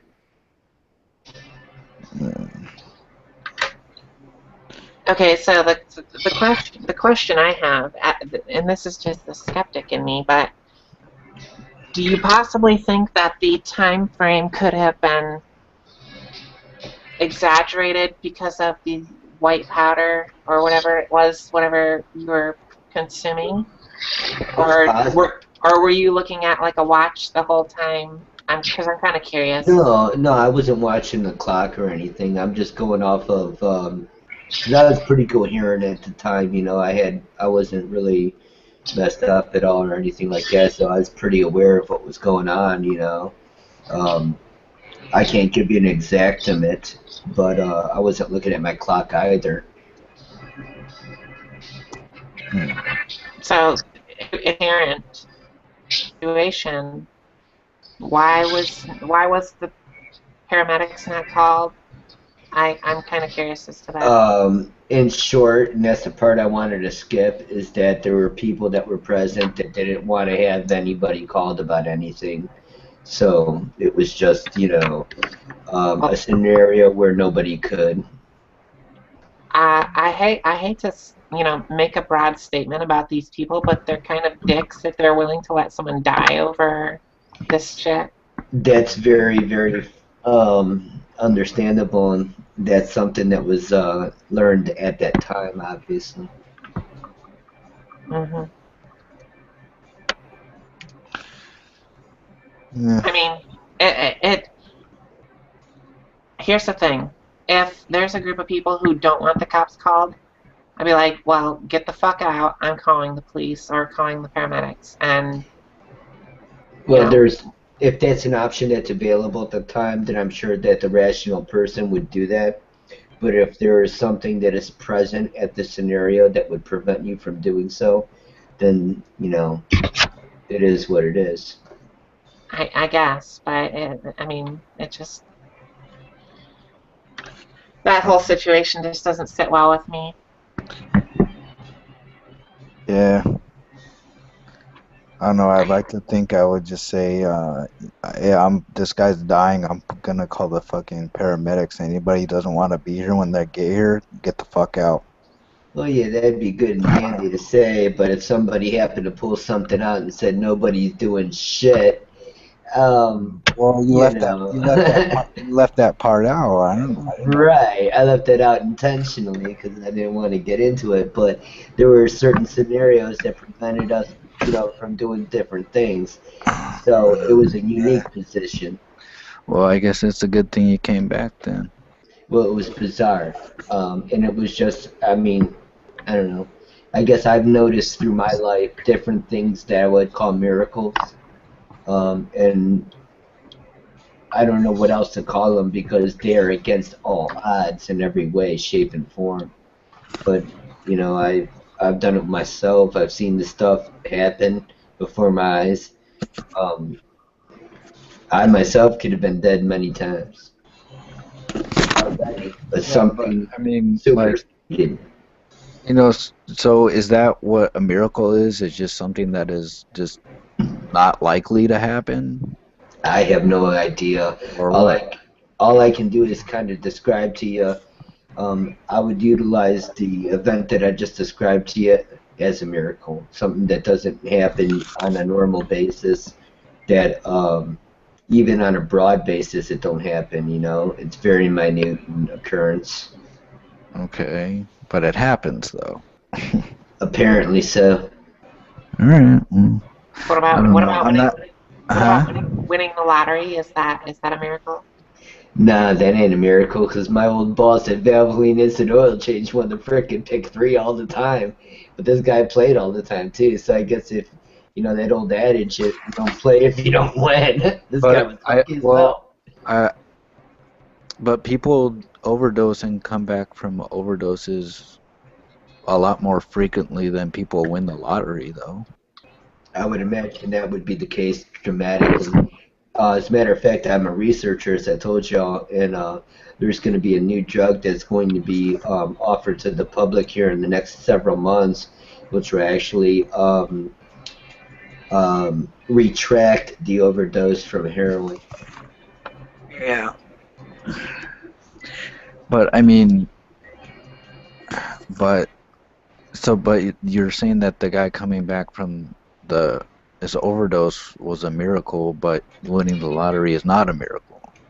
I'm not saying anything. I'm just sharing my experience, Oh. and that's all Well, I can do. okay, all right, all right. I just thought that's what you said. No, I don't Uh, have an opinion about that stuff. I'm gonna go have a cigarette. I'll be back in a minute. Did All right. somebody just join? Why is nobody else talking? I don't know. Apparently, it's a boring subject. I think it's a pretty cool subject, actually. I thought so Well, too. I was kind of it interested. affects everybody. I mean, I don't know why everybody isn't have some thoughts or opinion about it. Yeah. What the hell? Who's playing the fucking saxophone in the background? All right, I'm muting him. Yeah. All right. Well, I gotta have a cigarette. I'll be back. So, when you say you're a researcher, I'm guessing it's for cannabis? Well, I started researching cannabis, and then I started researching many more things as a result from that research. Because when you do enough research, which everybody has the ability to do, it's just most people don't because they're too preoccupied with working 9 to 5, and then if they got kids, they got their sports things and everything else, and at the end of the day, the last thing they're thinking about is research. They're thinking about chilling out, drinking a beer, watching TV, and going to bed and doing it all again. I'm in a unique position, and I don't take my time for granted. So every moment that I have available to me, which is quite a bit, I research and I study the things that I'm interested in and the things that I don't know much about. So, you're not a professional, like, researcher. Well, actually, I guess you could call me a professional researcher. I work with some of the leading 501c3s in the nation in regards to cannabis education, such as Michigan Compassion. I was the Director of Research and Education for the Ohio Rights Group, and currently I'm the Vice President of NCO Normal. And Okay. I'm also the owner of Yes, which is your endocannabinoid system. Yeah, I've never heard of that before, so. If you do a Google search for endocannabinoid system, you'll see my name pop up.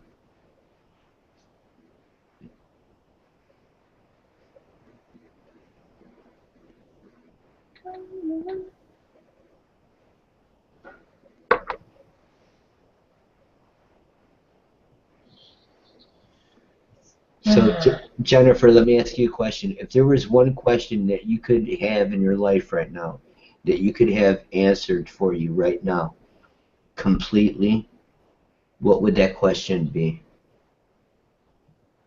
Is there a God? Is there a God? There is something that I can tell you that we would refer to as God, but what I can tell you is through my research and through the human research as far as our bodies of what we are, I've discovered that through our DNA, there is an artificial implementation called HAR1. HAR1 is in the form of an implementation done through a scientific laboratory implementation of DNA genetic change, something very similar to genetic modification. So you're saying our body genetically modifies itself? No, I'm telling you that it's factual that we have HAR1 genetically or artificially implemented in our DNA structure. And you said HAR1 genetically modifies. HAR1 is all you need to look at. Well, you just tell me what it does. Like, It's an artificial implementation of our natural DNA chain. In other words, our DNA, if you look at it, because we've been able to decipher that with our today's understandings, but if you look at DNA, you're able to see this artificial implementation, which has been identified by us as HAR1, which is different than any part before and after in our genetical strand. So it is artificially implemented, and if we do research further in our past, we'll be able to understand where this artificial implementation came from. so you're saying someone or something put this HAR1 in us? That's obvious, yes, ma'am. How is it obvious? Because it's when we look at it, and if you looked at the same data that I look at, and you look at our DNA strand before and then after the HAR implementation, when we're viewing genome, we notice that there's a complete differential that's unrelated to the rest of the genetic code before and after this implementation. It's an artificial implementation. When we do further research historically, we find out through ancient civilizations that we've had contacts with the guardians from the skies, or everything comes from an ascension, no matter what religion you look at. It comes from down from above.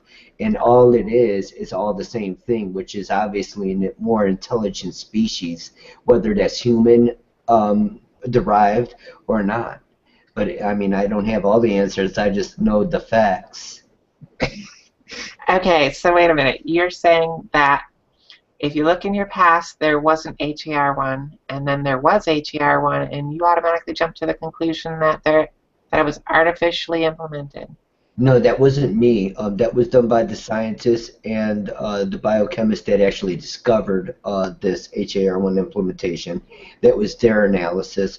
I don't have the education in that specific field to be able to give that statement. I only bear that statement off of those that have the education to make it. I see. I can't. Again, I'm not a scientist, but I would have to do some research on that in order to. I encourage research. As a matter of fact, I'm a very big proponent to research. I think that it's lack of research that we are a civilization as we are today. Because for anything that we have this life, and this life, everything that we create is with thought.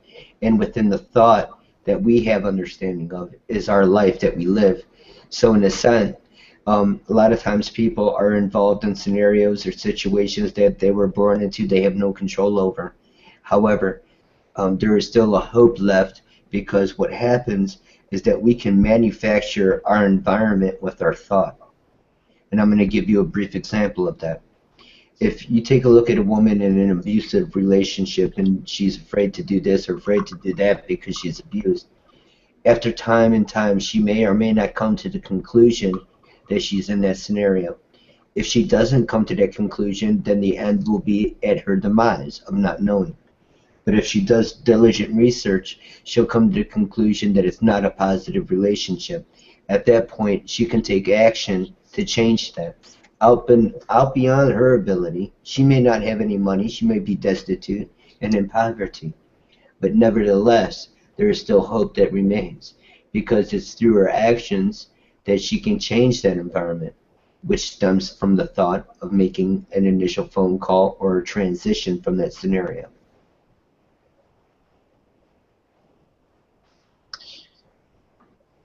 So you're basically saying that if someone's in a situation, regardless of what happens, it's a sign of what you're talking about. I'm not understanding your statement. Okay, so you said you're talking about this girl in the abusive relationship. So whether she doesn't realize it and it results in her demise, or she does realize it and does something about it, you're saying that both of those instances are related to what you're talking about?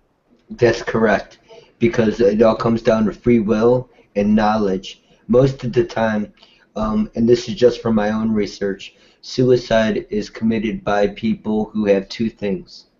One is no answer for their particular scenarios, problems, or situations that they feel personally is unhealable, untreatable, or unchangeable. And the other one would be from people who have medical diagnoses which were told that there's no changing back from that and that there's an inevitability of death. All of those are fallacies. But it's the matter of not knowing in the first part. That's the power of the internet.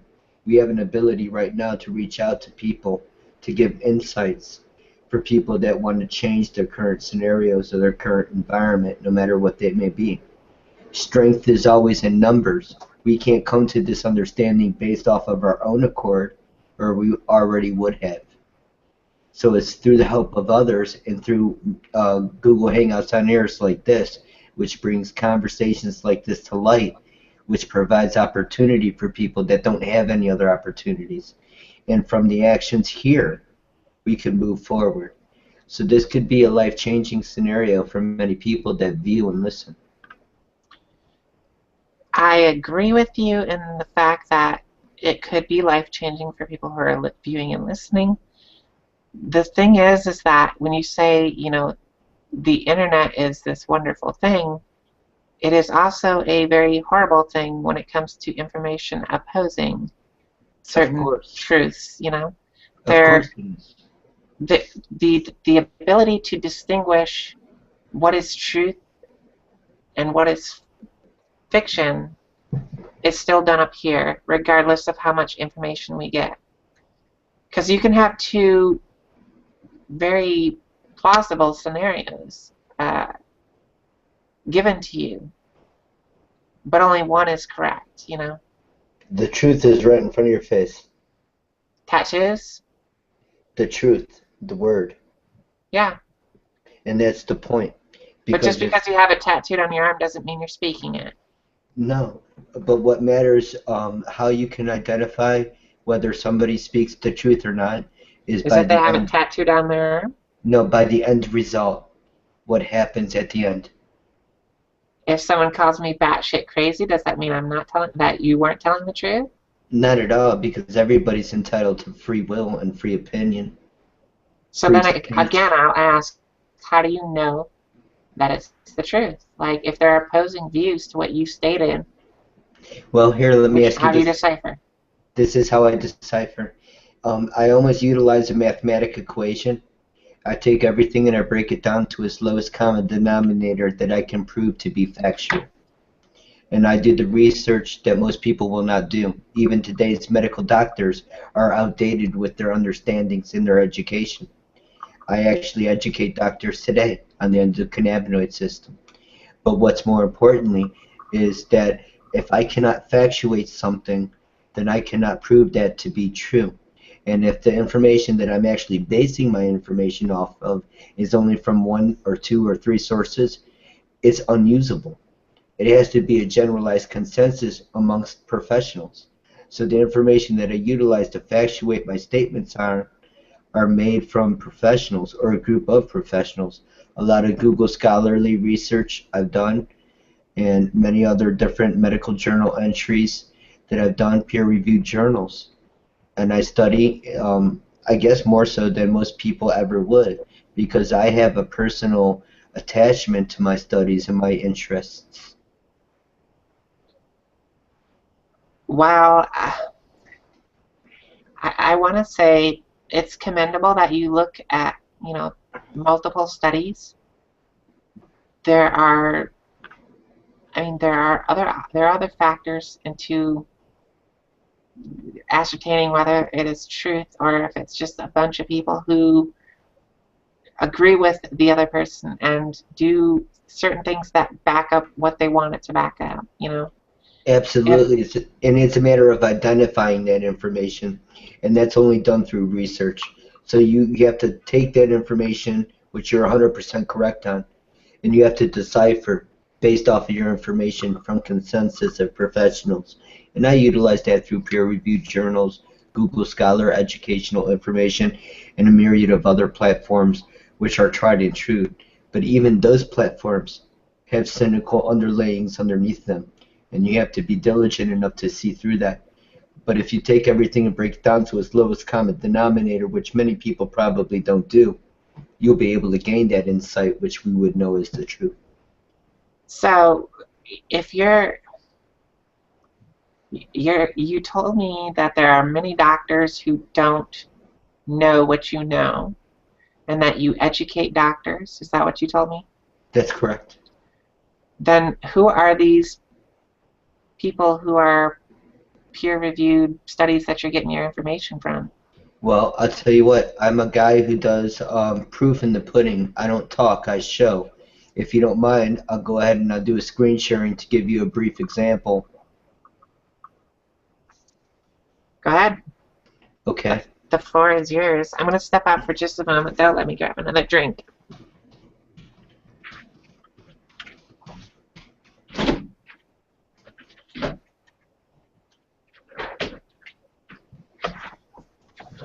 Okay. Ready Bear when with you are. Yep, go Bear ahead. with me one moment. I'm getting it all prepped up here. I'm almost prepared. What I'm going to do is I'm going to give you all some insight here on the master control panel of the human physiological processes, even those human physiological processes that create chemical neurotransmitters that even make somebody choose to make an action to commit suicide. So it's from the root of our origin in which I give you this information from, and this is from the Masters of Science in Biomedical Communications at the Institute of Medical Science and Faculty of Medicine at the University of Toronto. Now, well, before you start that, I agree with you that there are chemical imbalances that can cause someone to be depressed and commit suicide. I have no question about that. Yeah. The thing is what I'm curious about is this research you've done with this artificially implemented HAR1 thing, splicing of the DNA of addition of information that you know is done through artificial means. Like some being, created this implement and put it inside of us. Well, I tell you what, I can blow your mind before I even begin this presentation on the endocannabinoid system. But what I can do is I can prove to you beyond a reasonable doubt or any shadow of doubt. Do you have a mobile phone or a tablet that you have available to you? Do you have a barcode reader app? I do not know. Okay. Before I ask you to download a barcode app, let me ask you, do you have access to your birth certificate? I do. On your birth certificate, if it's newer, you're going to notice there's a barcode in the lower left-hand corner. I'm 32 years old. I don't think it's going to have that barcode. Most people, depending on the time frame when they have a new acquisition, will have that barcode or not, but that's a sign. Let it be known. Underneath there is also a red number. No matter what you're talking about a time frame, there's a red number on there, and if you put that number in, I can show you some information. But furthermore, I can give you all of the details of your DNA genetic code. If you were to order a new birth certificate and have it mailed to your house, you'll have a barcode at the bottom corner of it on the left-hand side. If you take a scan code or application off your cell phone or tablet, you'll be able to scan that barcode, and what you're going to be able to have is your complete genetic profile. And then at that point, you'll be able to understand a little bit more about what I'm telling you. but I would love to share the insights with the HAR1 acclimation and of understanding as we go further, because this could take quite some time. Are you saying you want me to go get my birth certificate now?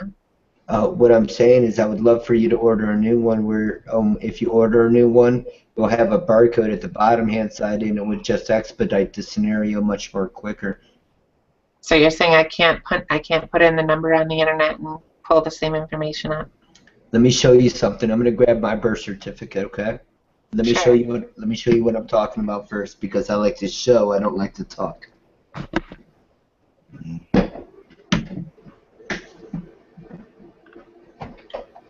Alright. I just happen to have it right here, because I might have done this a time or two before. You think? Alright. Let me see where we're at here. You see that barcode? Sure. Okay. That barcode is from, let me see if I can get it right here. Hold on, let me pop up my screen so I can see it and see what it looks like on a bigger screen. Well, Okay, that explains it right there. State of Florida. I get it. It makes sense now. Alright. This is a true document. Okay, you got the seal and everything. You guys want to see what happens when you scan that? Sure. I got a tablet right here with an application already on it to give you an example, because again, I'm all about the pudding or the proof. I don't have the truth tattooed on my arm because I don't know it. And this is kind of a unique scenario for us to even be talking. Give me a moment as I turn this on. This is a tablet. I'm going to go ahead and turn this on, and then I'm going to go ahead and put the bark scanner code on, and I'm going to show you guys something that's going to freak you the fuck out. I have never before seen a database so large as what I'm about to show you. I learned about this about 3 years ago, and then ever since then I've done diligent research and studying about information acquisition from the government and all this other stuff, but it's just ridiculous and very extensive. But I'm going to give you some insight and information which is going to startle you, change your perception about life, and give you a reality perspective in which what is really going on versus what we're familiar with today. Oh, my tablet is still loading up right now, so give me a quick moment. But what I'll do is that's loading up. I'm going to go ahead and share my screen and put my microphone down on my speaker so y'all can check this presentation of the master control panel of the human physiological process, which has been withheld from us even though it was patented by our government. And I'm going to do that right now real quick while I'm getting this set up for you. I'll give you guys a little bit of surprises all night long. Hang tight. Why do I feel like I'm stuck in one of those, like, pyramid scheme There's no pyramid seminars? scheme. No, it just feels like that. I feel like I'm stuck in a pyramid scheme seminar. Oh, that's horrible. I'm horrible. I'm like, you hurt my feelings. I'm sorry, but it seems like you got everything all prepared. Like you came here to sell us something that you're trying No, to I don't sell anything. The only thing I do is I deliver free information, and from those that have ears, let them hear. Yeah, but I mean, you're not selling it as in like you're not charging us money for it, but you're consuming time to sell, to push your agenda. I have no agenda. I only want to share the truth, and if it, I don't mind. That is an agenda. What you believe is the truth. That's what you're trying to share. That like. Right, and that I understand. Because you feel that my understanding is done based off of my opinion, but it's not. My information is done off of diligent research, off of 12 years of study, and it's off of many. I couldn't even tell you. It's like fingers to the bone, bleeding stuff. I'm a definite searcher for the truth, and so I don't. Question for you: do you have any peer-reviewed papers of your research? I do not. The only thing I have is when you search endocannabinoid system in the last year, I pop up on the first page with my name, and there's an article that talks about we all need to learn more about the endocannabinoid system. And I'm going to guess that the person who made that webpage was a friend of yours? No, there's no Someone you know webpage. personally? No, this was a government study and a government patent that was done many, many years ago, which a lot of people don't or are not familiar with. And I'm just re-educating society with the So information. you're saying that the endocannabinoid system, which is part of your body, was patented? Yeah, that's correct. The United States government, correct. How do you patent a part of your body? Like, Because the cannabinoids that we create in our body naturally are also that in similarity in structure atomically to the cannabis plant with THC and other cannabinoids. And through that connection, they've been able to patent. As a matter of fact, I can put the patent up on the screen share as well if you'd like. oh fuck, I'm gonna patent livers. Yeah. Hey, you can. Everyone's got those. Wait, what are we proving here? I have no idea. I'm lost. I don't understand. Well, I mixed two of a squid. without getting into the video or the presentation, what I can tell you that we're doing is we're taking a look at suicide and death, and we're taking a look at the human physiological processes that happen right before the human physiological processes shut down. And that's better understood at the most minute understandings that we have today. That's through the electrical signal impulses from the brain and the CB1 receptors in our brain, which are the most densest receptors available. Okay. I think here's the thing with me. See this? This is blonde. Your scientific talk about a system that I've never even heard of, to be honest. And I actually studied biology and anatomy, kinesiology for my job. Mm-hmm. And I've never heard of this system that you're talking about. I understand, and that's very understandable because, as a matter of fact, a recent study took a look at the topic of conversation in medical educational facilities throughout the United States. When we asked 2,800 medical education facilities if they ever talked about the endocannabinoid system in their curriculum, 89% of them said they didn't know anything about it. 3% of them talked about for less than 5 minutes, and then the remaining percent had a 15-minute or less curriculum, entire education on the topic. This is new understanding, medical and scientific fact.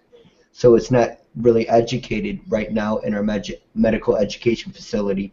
So we are learning at such an advanced rate right now as a species that what you've learned 5 years ago is already outdated. What you learned 3 years ago is outdated. We're moving so fast as a species in our understanding of the human physiological processes because of our technical capabilities microscopically to be able to see these functionalities happen that we weren't able to do before. So as we do this, we're able to understand a lot that we didn't know before, such as the chemical imbalances that create thoughts for many different things, such as suicide.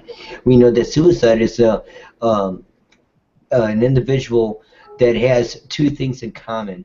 One is that there's an imbalance in the neurotransmitter or the neurochemical transmitters in the brain. That's not nobody's fault. It's just naturally something done by the body. But they're in a balance, an imbalance that's unacceptable, creating a negative action. The other one is not being able to have the education, insight, or information to be able to change their current scenario. With those two coupled together, you have an inevitability, because there are some things worse than death, and some of those were already outlined earlier as not living a life full of satisfaction. Mm-hmm. I get, okay. So here's the thing. If there is the endocrine system, which is what carries hormones and these, I guess if you want, I've never heard of I've never heard of the body producing THC. I know, and most people haven't, but this is something that's happened for a long time. If you want to give me a quick 5 minutes, I'll give you a presentation of the visualization of the endocannabinoid signaling system that will answer a tremendous amount of your questions in a way that I think is really impressive. Okay, go ahead. Okay, I'm going to do 5 that minutes now. is yours. Yes, ma'am. My aims and hopes here is to be able to educate everybody with the knowledge that should have been given in the first place. So give me one moment here as I put this on. I'm trying to figure out where the screen is. Okay. Let me see here. I'm going to share screen. I don't think it's going to let me share my screen. Well, maybe it will. Let me try. Does that change? Can you guys see that? Yep, we're good. Okay, great. Well, then let me go ahead and put my speakers down so you can hear it properly.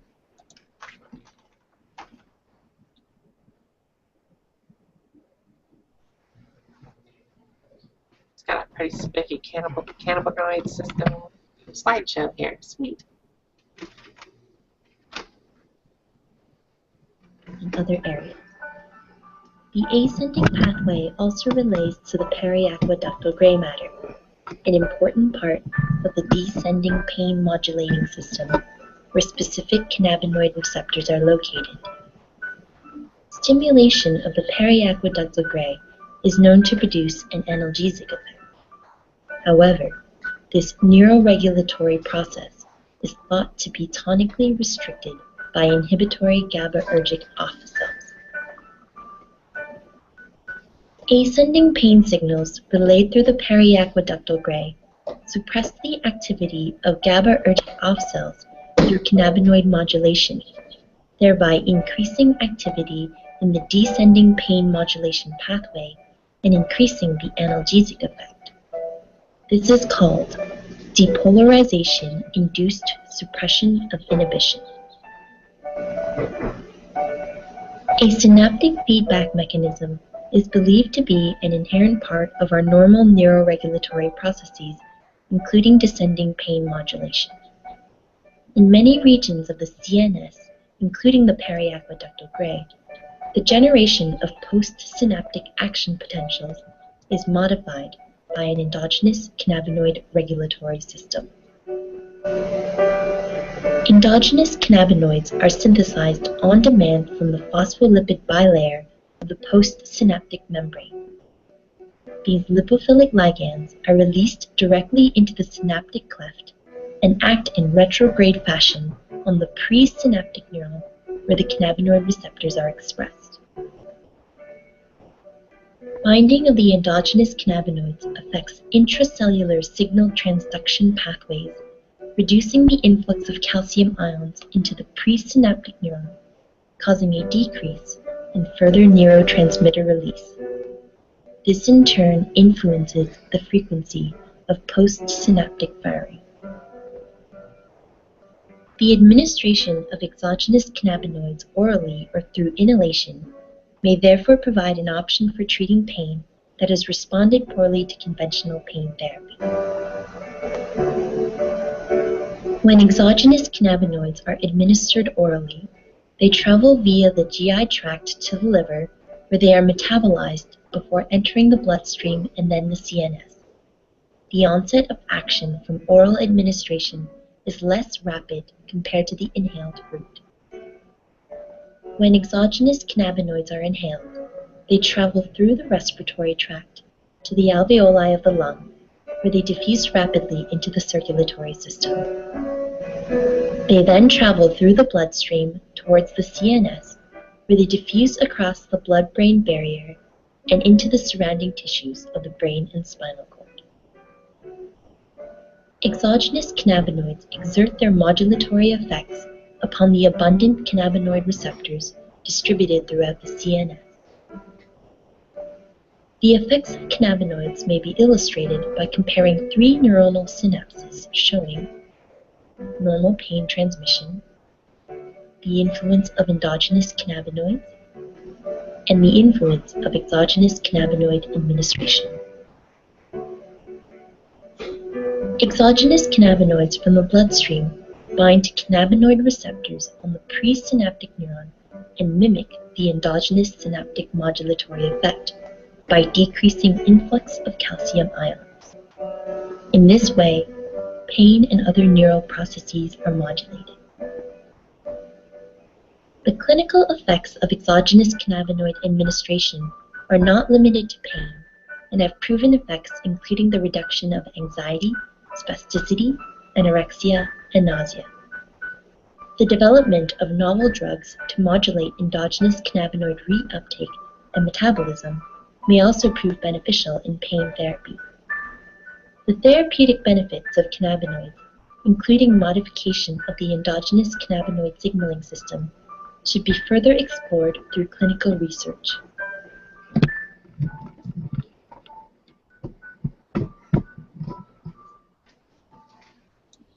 Okay,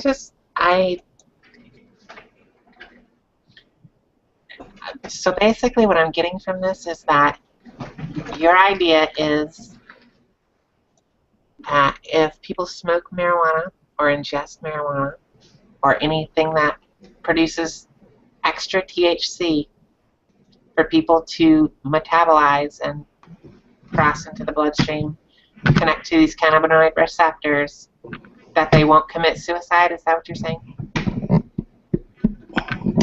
Give me 1 second here. Can you hear me? Yeah. Did you not hear anything I said there?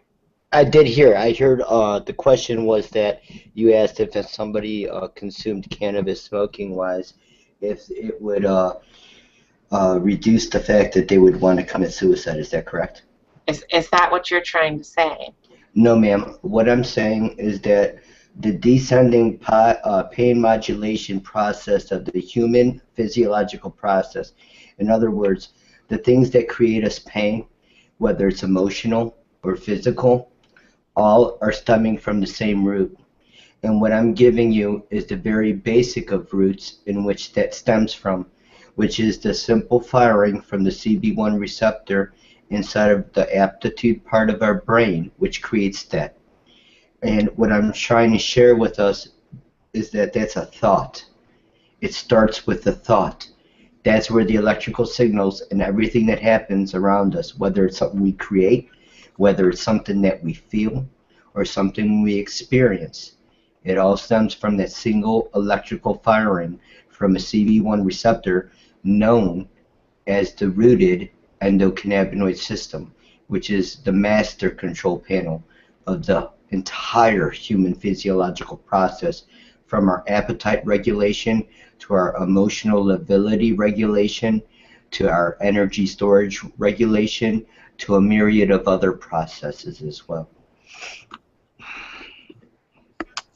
I mean, I don't want to detour the conversation, but I gotta ask, I mean, you said that you believe in the effectiveness of prayer earlier, so why wouldn't, I mean, why wouldn't you say that somebody should just, if it could bring somebody back to life, wouldn't you just say, let's just skip all this scientific mumbo jumbo and just pray, and then and people won't kill themselves then?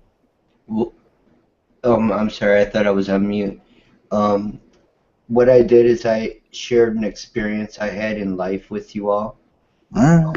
And I don't have a comment on that other than what happened at those events. So I shared it in that capacity. But I believe, obviously, there's something to prayer, because if there wasn't, then perhaps I wouldn't have experienced what I personally experienced. Now, I can't vouch for anybody else other than what I just dealt with myself, you know. So you're saying correlation means causation for you? Not necessarily. So why do you jump to that conclusion then? I don't jump to the conclusion. I just bring it out in as what had happened to me, and then I let you guys decide what happens as a result of that. I don't have an opinion of it.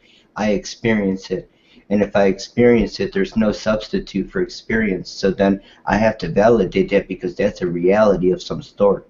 Now, whether there's a correlation with prayer or not, I don't know. So let me ask you this. If I never played the lottery, but I'm going to get back to this. If tomorrow I go out and I buy a ticket and I win the $1 million, $10 million, $50 million lottery, does that mean that that experience should be proof that everyone wins the lottery? Or that No. playing the lottery means you're going to win? Or Well, obviously, playing the lottery means you're going to win because you'll never win if you never played. And that's just a fact. So I follow facts as my... No, you're not understanding the question. Sure. The fact that I played it one time and won, that means I played it one time and actually won the lottery that one time. Well, you know, Can I assume from that one experience that I had where I played the lottery that I should assume that everyone wins the lottery because if they play the lottery that they're going to win the lottery because it happened to me? Never, because, you know, obviously winning the lottery itself is a very large statistic and probability. But if you just said for someone to come back to life, it was more probable. I've already established that it's more probable for people to come back from an overdose than it is for someone to win the lottery. That was not my words, though. You agreed with it, though. That was established, and you agreed with it. I agreed with that perspective as a possibility. I don't know if it's an underlying fact, but it is definitely a possibility. Okay, well, let's just say it's, even if it's not. The thing is that if we go off of our experiences of praying that one time and that person came back to life, and now you think that there's something to it, without understanding that there are people who pray for their mothers to overcome breast cancer, their fathers to overcome lung cancer, their brothers and sisters to overcome ALS, since that's a hot topic nowadays, and they don't come back from it. All those prayers that weren't answered, you're going to say there's something to it because this one time the correlation now automatically becomes causation for you. Well, it is causation because I've been through it. It was an experience I've been through. I can't relate it to anybody else, you know. I can only share with you what I experienced. And I'm not saying anything by it as a fact other than what had happened. I'm giving you firsthand account of what occurred at that time. So I'm just sharing, and I'm not saying anything as fact other than what I am telling you as I witnessed it.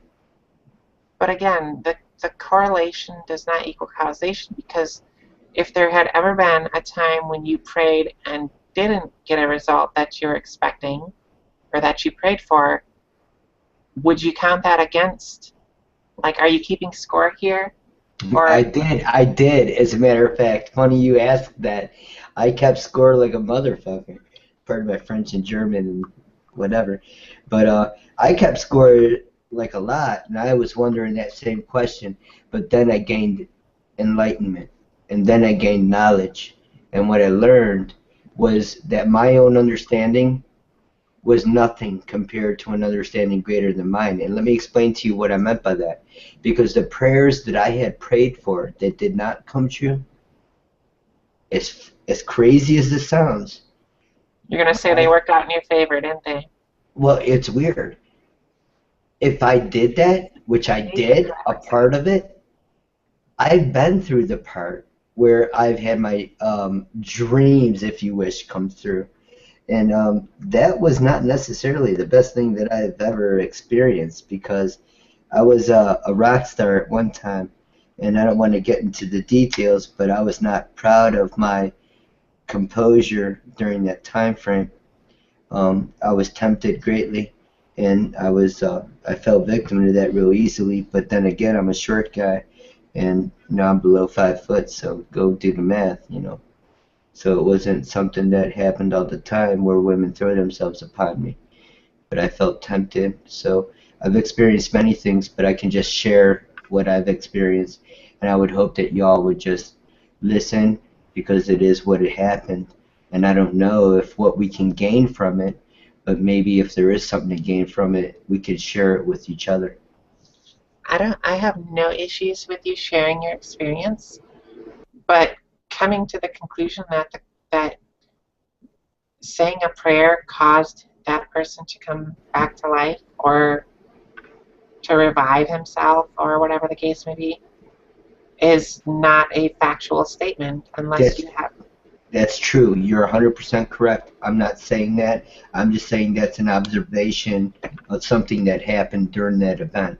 I'm not saying that's the cause for it. I'm just saying that's something that I noticed that I did, and I'm just sharing it. So, whatever happens with that is what it is. But that's not the direct root or the cause of that. Okay, so correlation is not causation then? Not necessarily in that aspect. Okay. I agree with you now. Right on. Yeah, I mean, I'm not convinced of anything.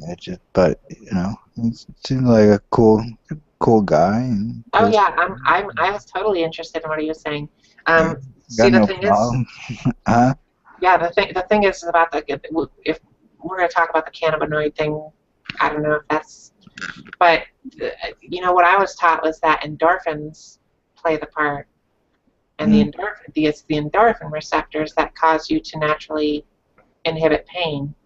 Well, actually, I just showed you in the presentation that that's not true. And I showed you the descending pain modulation as it happens with our current understanding. What you have is an older, outdated understanding, and that's why I wanted to give you the current understanding of the current pain modulation process, because when we understand it now, we can understand the actual process, which gives us greater clarity on the subject.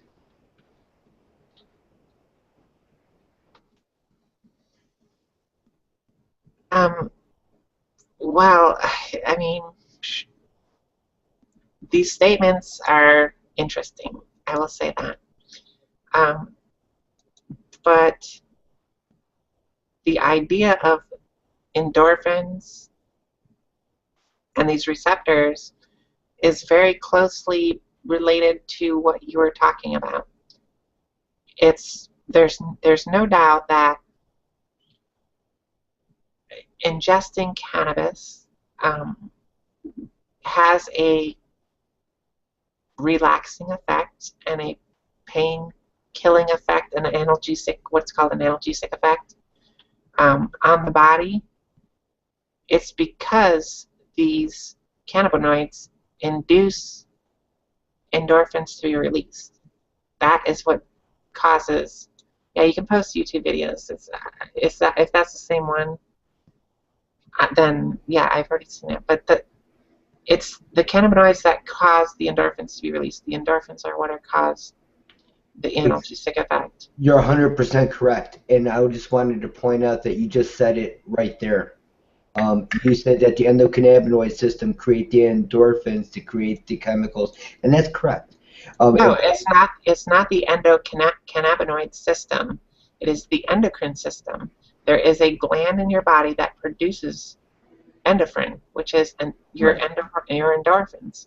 Correct. It has nothing to do with. There's no endocannabinoid system. I've never even heard of that system. Actually, those systems are so related that the master control panel for the endocrine system is the endocannabinoid system, and that's the new information that we're researching now. As a matter of fact, I have a lady, and I would actually invite you, Jennifer, because I do a Google Hangout on-air presentation with leading researchers and biochemists in regards to the endocannabinoid system. So I'd love to have you on there because you just add some very repetitious questions that I've heard from a lot of people from a clinician nurse point of view.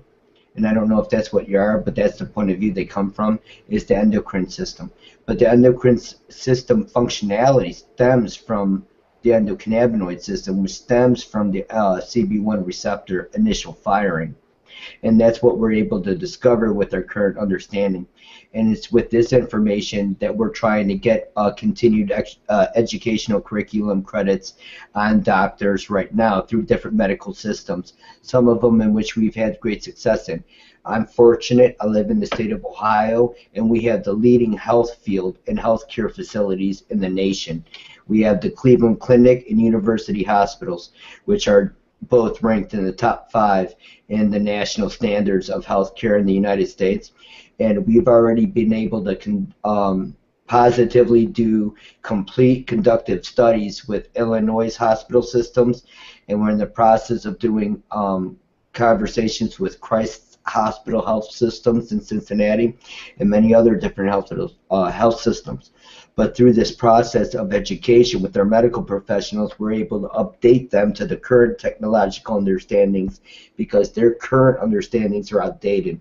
When we understand this, then we can better address the situations and circumstances and topics such as suicide and death and things of that nature, because we'll have a better acclimated understanding of the human physiological processes, which happens on an emotional standard and also on a human physiological standard.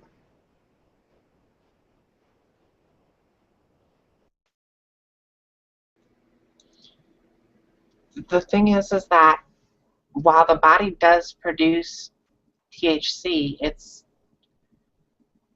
the amounts are so small that suggesting that our pain relieving capabilities come, because, okay, so here's the thing. If I have a broken bone and I smoke some weed, I'm still going to feel that frickin' broken bone. You will, but it won't be as much, because the pain modulation would be regulated through a retrograde signaling process if you had inhaled cannabis. Well, no matter how you receive the THC, the fact is that the body's production of it is so minute compared to inhaling or oral ingestion of THC. The fact that you could smoke weed and still feel pain from an injury, it's not a complete painkiller, is obvious that the human body has other ways of dealing with pain other than the minute production of THC. I will say it does help that if you smoked weed, yeah, you'd probably give less of a fuck about the issue of an injury to yourself. It's the cannabinoids that produce the relaxation through endorphins and these systems that actually inhibit pain that are causing it. I agree, and I just wanted to point out that the endocannabinoid system is the master control panel for I think it would, if anything, I think it would be the other way around, where the endocrine system is all inclusive of all the hormones, all the chemicals that go in your body that have these reactions. That is true. That is true. You're 100% correct on that statement. What I'm just telling you is that the endocannabinoid system functionates off of the CB1 receptor. The CB1 receptor is the most densest receptors in all human and mammalian brains. With the functionality and the firing of this signal or this neurotransmitting chemical, or the regulation of, it would actually change the parameters of what we actually have reproduced or not reproduced by the endocrine system and a myriad of other physiological processes in the human body.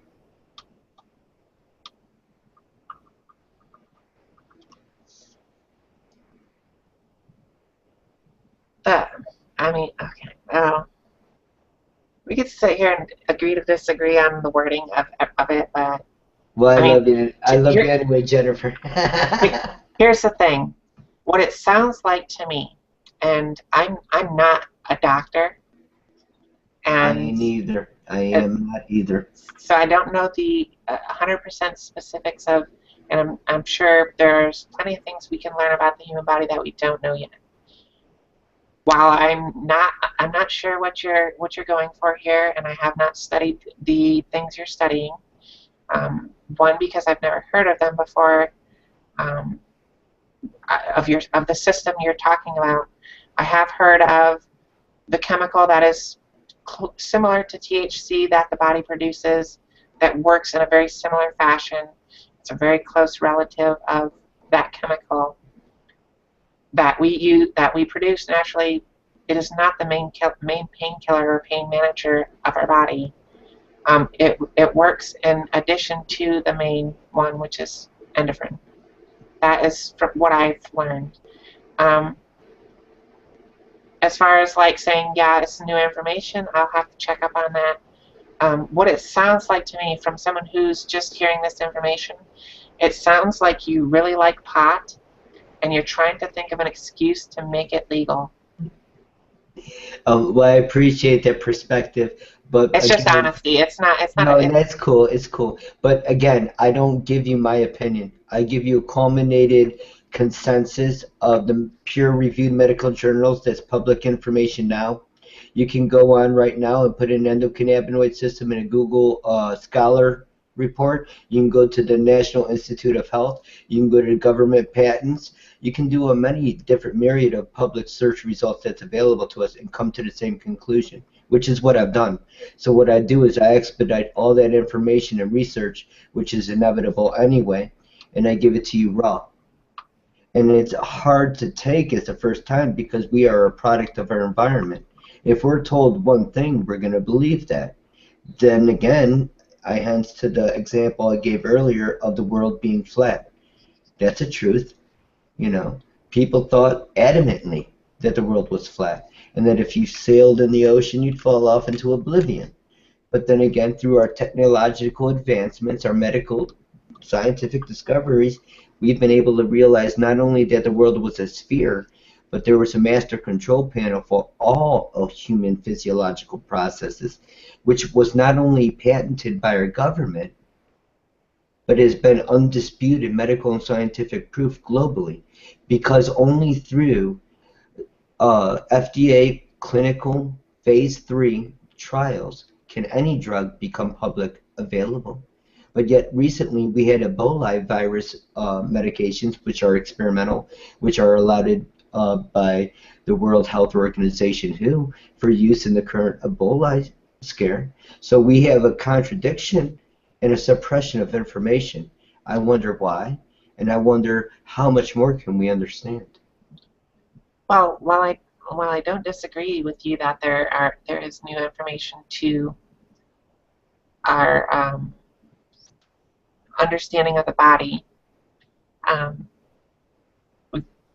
the new information it's intriguing, but it's also, there are some things you say that are in direct contradiction to things we do know.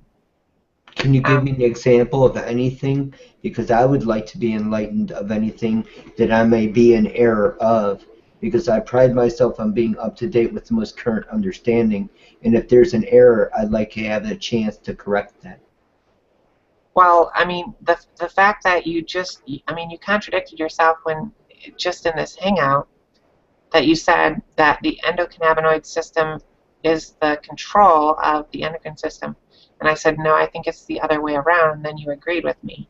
No, I agreed that the endocrine system did the functionality in which you had described, but again, I reiterate back, through the recording we can find that the endocannabinoid system is the master control panel for all human physiological processes, because it's not only in the adipose tissue of our skin, but it's also in every single organ. It's the densest receptor in our brains, and as we learn more about this, we're going to find this information out. I'm just giving you an expedited foresight in this insight, in this categorical topic.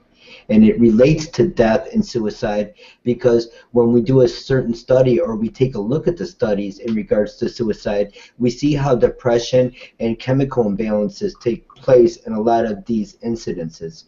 If there's a way to regulate the chemical imbalances, which is creating this initial end result in the first place, that would stem from a root of the endocannabinoid system, then I think we may be on to making differences. Right now, currently, we have statistics in states where cannabis is legal in which the suicide rates have dropped 25% and plus, 32% and plus, because of the regulation of the endocannabinoid system on the neurotransmitting neurochemicals between our brains, which actually give us the feelings and emotions we feel in the first place.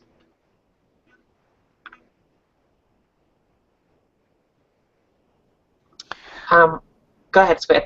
Wait. I just gotta say that I gotta go. So Okay. it Bye. it was nice meeting you, Miss Borden. Yes, it was nice to meet you too, Squid. Yeah, and John. It's a pleasure, brother. Yeah, and you have a nice night. And Yana, I'll see you later. You already know me. Yeah, I already know this fucking guy.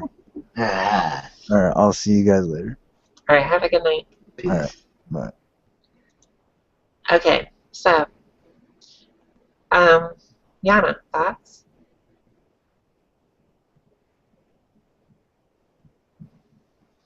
What? Any thoughts? Speechless. Nah. Thoughts about what you've heard or what you've seen? Pretty much the study that he's speaking of is also the dopamine study. So. Yeah, that's kind of what I was telling him. I was like, you know, the main painkiller and Yeah, the main feel good thing is, you know, like there's it's dopamine. Yeah. The endorphins that we have that make us feel yay, all goody good. Right, and you're 100% correct, both of you. What I'm doing is I'm actually delving into the functionality process in which creates the process of the endocrine system. The endocrine system, and if you research this, you'll find out I'm correct, is that it functions from what point? It functions from an electrical stimulation stemming from a CB1 transaction. And that's with a thought. So when I told you in the beginning that everything stems from a thought, it's the truth. Everything. Whether we are knowledgeable or subconscious of the thought itself. It's an electrical stimuli to a certain part of our body. It's not really a thought. Entire functionality. It's not the thought is more the byproduct of the actual stimulation. Right, but without the thought, you wouldn't have the every thought byproduct. is. Right, without the thought, you wouldn't have the byproduct, is what I'm saying. Ion calcification is one of the examples through endogenous cannabinoid ingestion. There is no doubt in my mind that consuming THC causes a release of dopamine and other endorphins that make you feel good. I will not dispute that at all. But to say that that is the main painkiller in our body is by far the truth. Right, and it's only because we're not acclimated with how proliferant it is within our body. You know, our largest organ in our body is our skin, you know, and underneath the adipose tissue in our skin lies a plethora of the endocannabinoid system extensionality, functionality point of contacts. The CB1 receptors, the most abundant receptors in our brain. Within every single organ in our body, our heart, liver, spleen, everything, the endocannabinoid system is proliferant. When we understand the basic root of all functionality in human physiological processes, we're going to come to the understanding that the endocannabinoid system plays the most major part in it because it is related to all these other areas in our body. So these transactions on a physiological basis happen as a result of the stimulation or the lack thereof of the endocannabinoid system as the root of all human physiological processes. Well, here's what it sounds like to me. It sounds like you're taking a system that's already in place that we call the endocrine system and talking about nociceptors and calling them all CB1 receptors, and then saying that it's the endocannabinoid system that's causing this all. It sounds like you're taking systems that are already in place that we have names for and changing the name to have cannabis in them. So therefore you can... No, they're all the same. It's just they're related in a way that we're just now being discovered, because you weren't even aware of the endocannabinoid system until we had this conversation. So as you do your further research, you'll understand that the root or the functionality of the endocrine system starts from an electrical signal connection between the CB1 receptor to the rest of our body, which stems to the endocrine system, which starts the process and you described. But the thing is I just graduated in 2013. It's not like the information I have is that old. And the fact that you think that you've got this newfound idea that I've never even heard of I'm a bit skeptical. Why does our government have a patent on cannabinoids? It's actually stipulated in the information. It says because it's anti-cancerous, it's anti-inflammatory. It has all of these medicinal properties in which it's actually guaranteed actual evidence. I know, but the great part is this is non-toxic. Aspirin is toxic. You know where aspirin comes from? Aspirin is toxic to your stomach.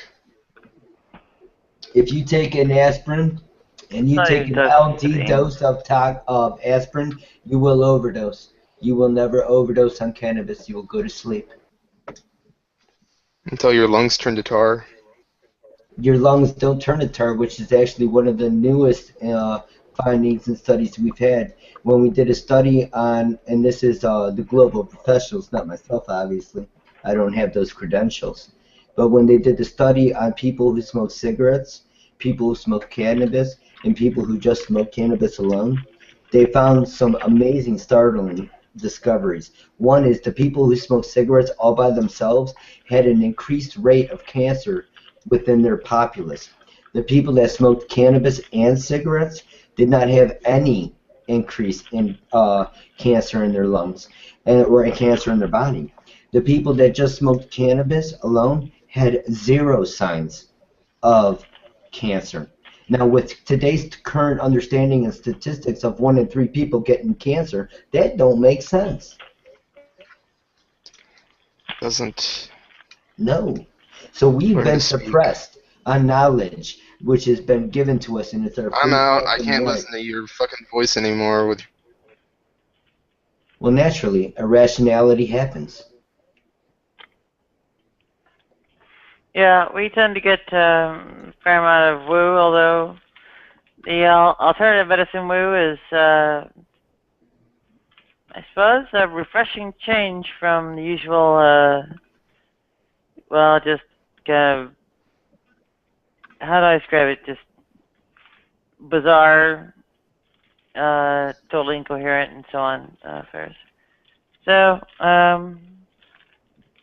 in the meantime, yeah, I'll use putative health benefits of cannabis are not, in fact, so well established, and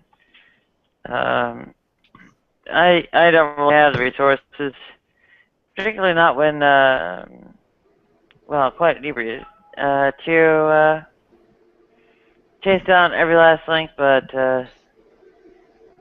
when you do, you find that the claims behind cannabis somehow, you know, being a cure-all, whatever, not there.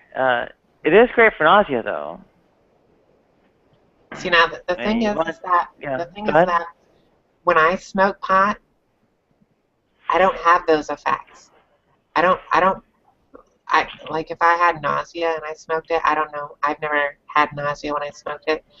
But the thing is it doesn't relax me. It actually makes me paranoid, and it causes me to have anxiety.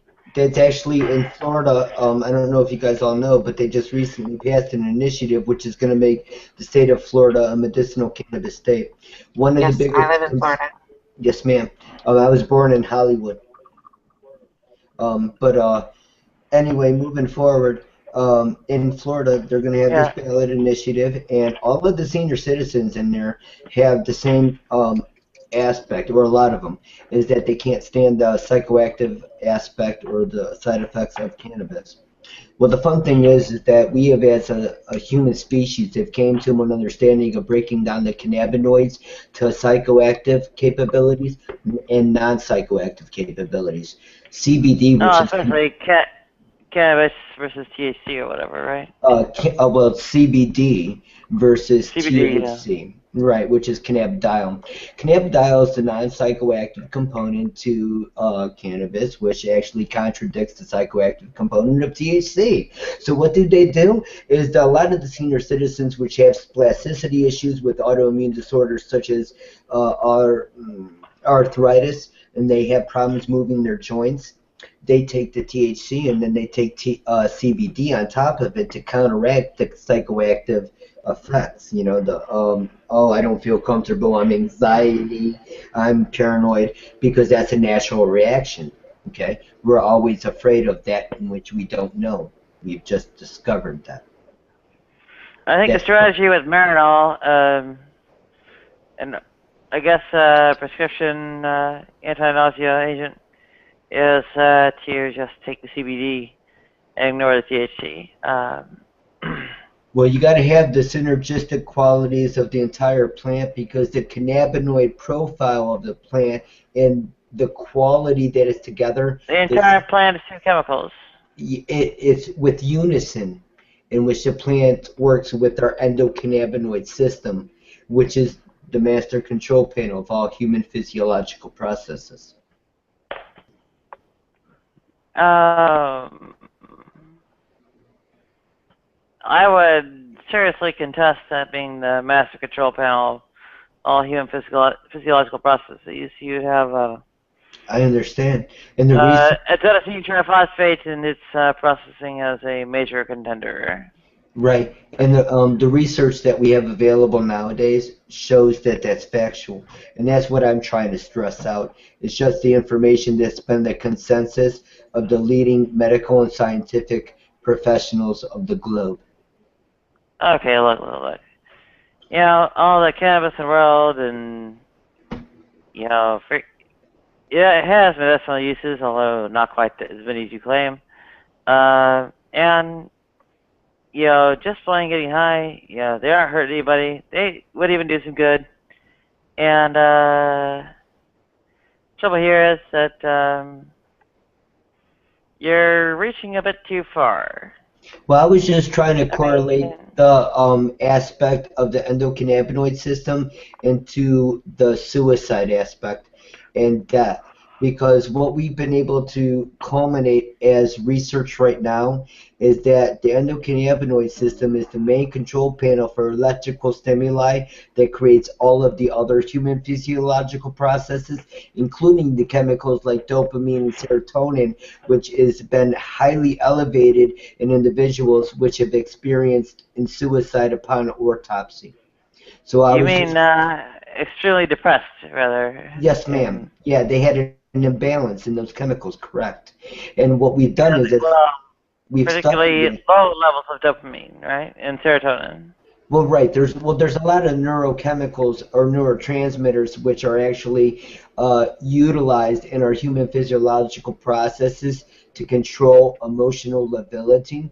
And when any of those chemicals are out of whack or imbalanced, then we would have different national or rational thoughts that we would think would be normal, but it's actually abnormal because we have too much or too little of a chemical. And it's through the regulation process or the retrograde signaling process of the endocannabinoid system that we're able to create regulation and emotional lability. So I have a question. Which what gland does the natural THC get produced in? The very stemmed root is the most abundant receptor in our brain, which is the CB1 receptor. From the initial contact of the CB1 receptor, calcium ionification happens, in which will actually create byproducts, which happens to create endorphin actuality, functionality, and a myriad of other human physiological processes in our body. But it stems with the original root signaling from the CB1 receptor. You're talking about the receptor. What is the producer? The producer is the endogenous cannabinoid system, or cannabinoids. It is only because of recent research and studying that we were able to discover that there was a plant that was able to actually have physiological process changes on the human body. And it was only with today's research and current understanding, which doctors have outdated information, they did not know at the time of their education. So now, it is upon and stressed upon our generation to give this insight and information, because it deals directly with suicide. It deals directly with death, overdoses, and a myriad of other medical complications like cancer, leukemia, ALS, and I could go on and on. And it's not my opinion or my belief. It's based off of the fact of the consensus of the professionals globally that culminated to this understanding. Not me. I can only direct you to the data that shows that. Okay, so the question I had, which you haven't answered yet, is, like, if I were to say, where do endorphins come from? We know that they're produced by the central nervous system in the pituitary gland. Yes. Where are cannabinoids produced? Well, keep in mind that the cannabinoids, or the endocannabinoid system, first off, is the master control panel for all human physiological process, including endocrine functionality. For example, if we take a look at the root, can you tell me how the endocrine system starts in functionality? Where does it stem from? Where does the signal come from to stimulate the endocrine functionality? Can you tell me that? Well, I suspect the hypothalamic pituitary thyroid adrenal axis is quite central to it all. You're right, yet, but then again, if you look at it in the root, it's the actual CB1 receptor. The CB1 receptor acts in a couple of different ways. It can act in one way without cannabinoid implementation or byproduct creation, or it can happen with it. Both of those will have a regulatory or a deregulatory aspect on the rest of the human physiological process. If we do the further research of root of functionality of the endocrine system, we'll understand that it stems from the electrical stimuli from a CB1 receptor. Okay. Now, how does this relate to, say estrogen impacting thyroxine binding globulin 2G levels in the thyroid, causing with the free versus bound T3 and T4. Okay, well, it's real quite simple, and I can stop you right there and give you a quick answer. The endocannabinoid system is the regulatory process in the human physiological process. What I mean by that is this, is that it has the ability to have a retrograde signaling process. For example, I put a video on earlier that showed the natural process and communication of the neuron to neuron communication, and that neuron to neuron communication is just one path. With the implementation of cannabinoids and the endocannabinoid system, it creates a regulation capacity with a retrograde signaling process, which means that if the neuron firing is up here and the neuron receiving is down here, the neuron receiving down here is going to fire up here and accept this. It's going to have a regulatory effect, which is actually not only going to regulatory anything that's created from the endocrine system, but that would also impact thyroid and liver function, spleen function, heart function, electrophysiological functions, and a myriad of other human physiological processes that happen within the body. It's only because Okay, neurons affect thyroxine binding globulin how? well, because of metabolism and also through storage, metabolism storage or energy storage. You know as well as I do that when the body takes in food, we have a system in which breaks everything down. It's only upon the implementation through cannabinoids in which actually creates a regulatory effect of this process, which will actually eliminate the things we don't need or stop the things we don't need from processing through and functionality of completion, so that we would be able to have a better physiological process outcome, and that's regulatory. But that's only because of There's a actually retrograde signaling process, which is the only way to identify the proper functionality. Because when you have a retrograde signaling process, you're having something that regulates it. Nothing else do we know that has that process, except a very few things in this world. actually the thyroid stimulating hormone, and through feedback effects through the sex hormones, namely estrogen. The what is it? Follicle stimulating hormone and luteinizing hormone and what is it? Gonadotropin regulatory hormone. All have feedback effects on ultimately the thyroid, and even though that their original source of emission is within, I guess, the skull, and they're surrounded by the brain in the pituitary. The interaction from the pituitary to the genuine neurons and such hasn't really been demonstrated, and you are going to need a better idea than just saying that this endocannabinoid system is somehow fundamental, to actually demonstrate that the chemical interactions are occurring between the pituitary, thyroid stimulating hormone, follicle stimulating hormone, luteinizing hormone, and gonadotropin regulating hormone to affect the free versus bound T3 and T4. So Absolutely. you're in trouble here. Absolutely. Actually, absolutely, you're 100% correct. Because what I'm trying to do is just point out the root of origination. See, what we've been able to do, and this is my whole point here, is because this Google Hangout was on the topic of suicide and on death.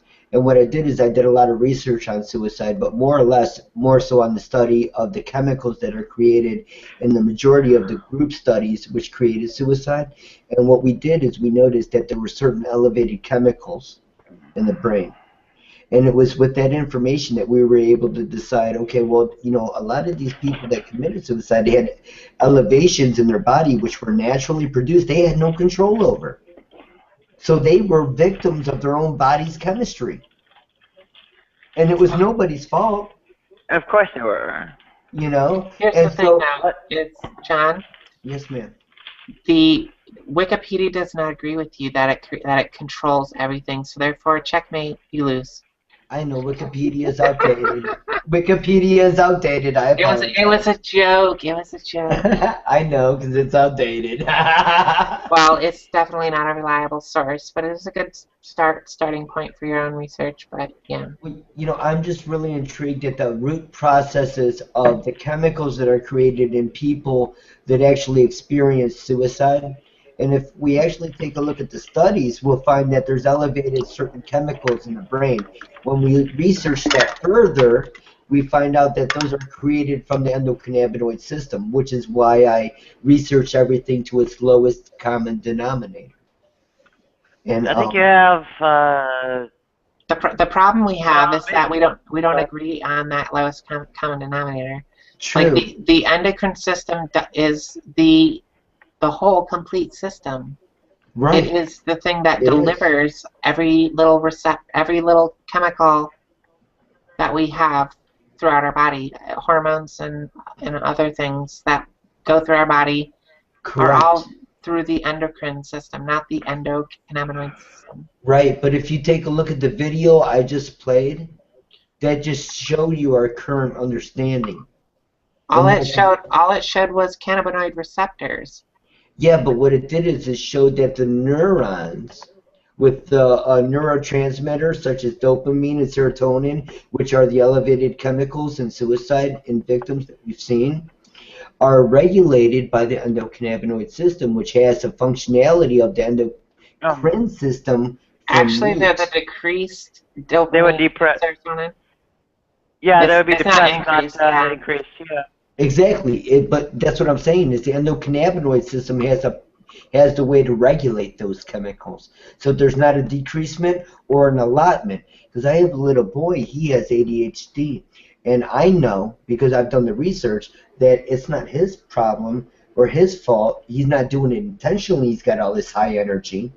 It's just his body's creating these chemicals, right? So I understood it.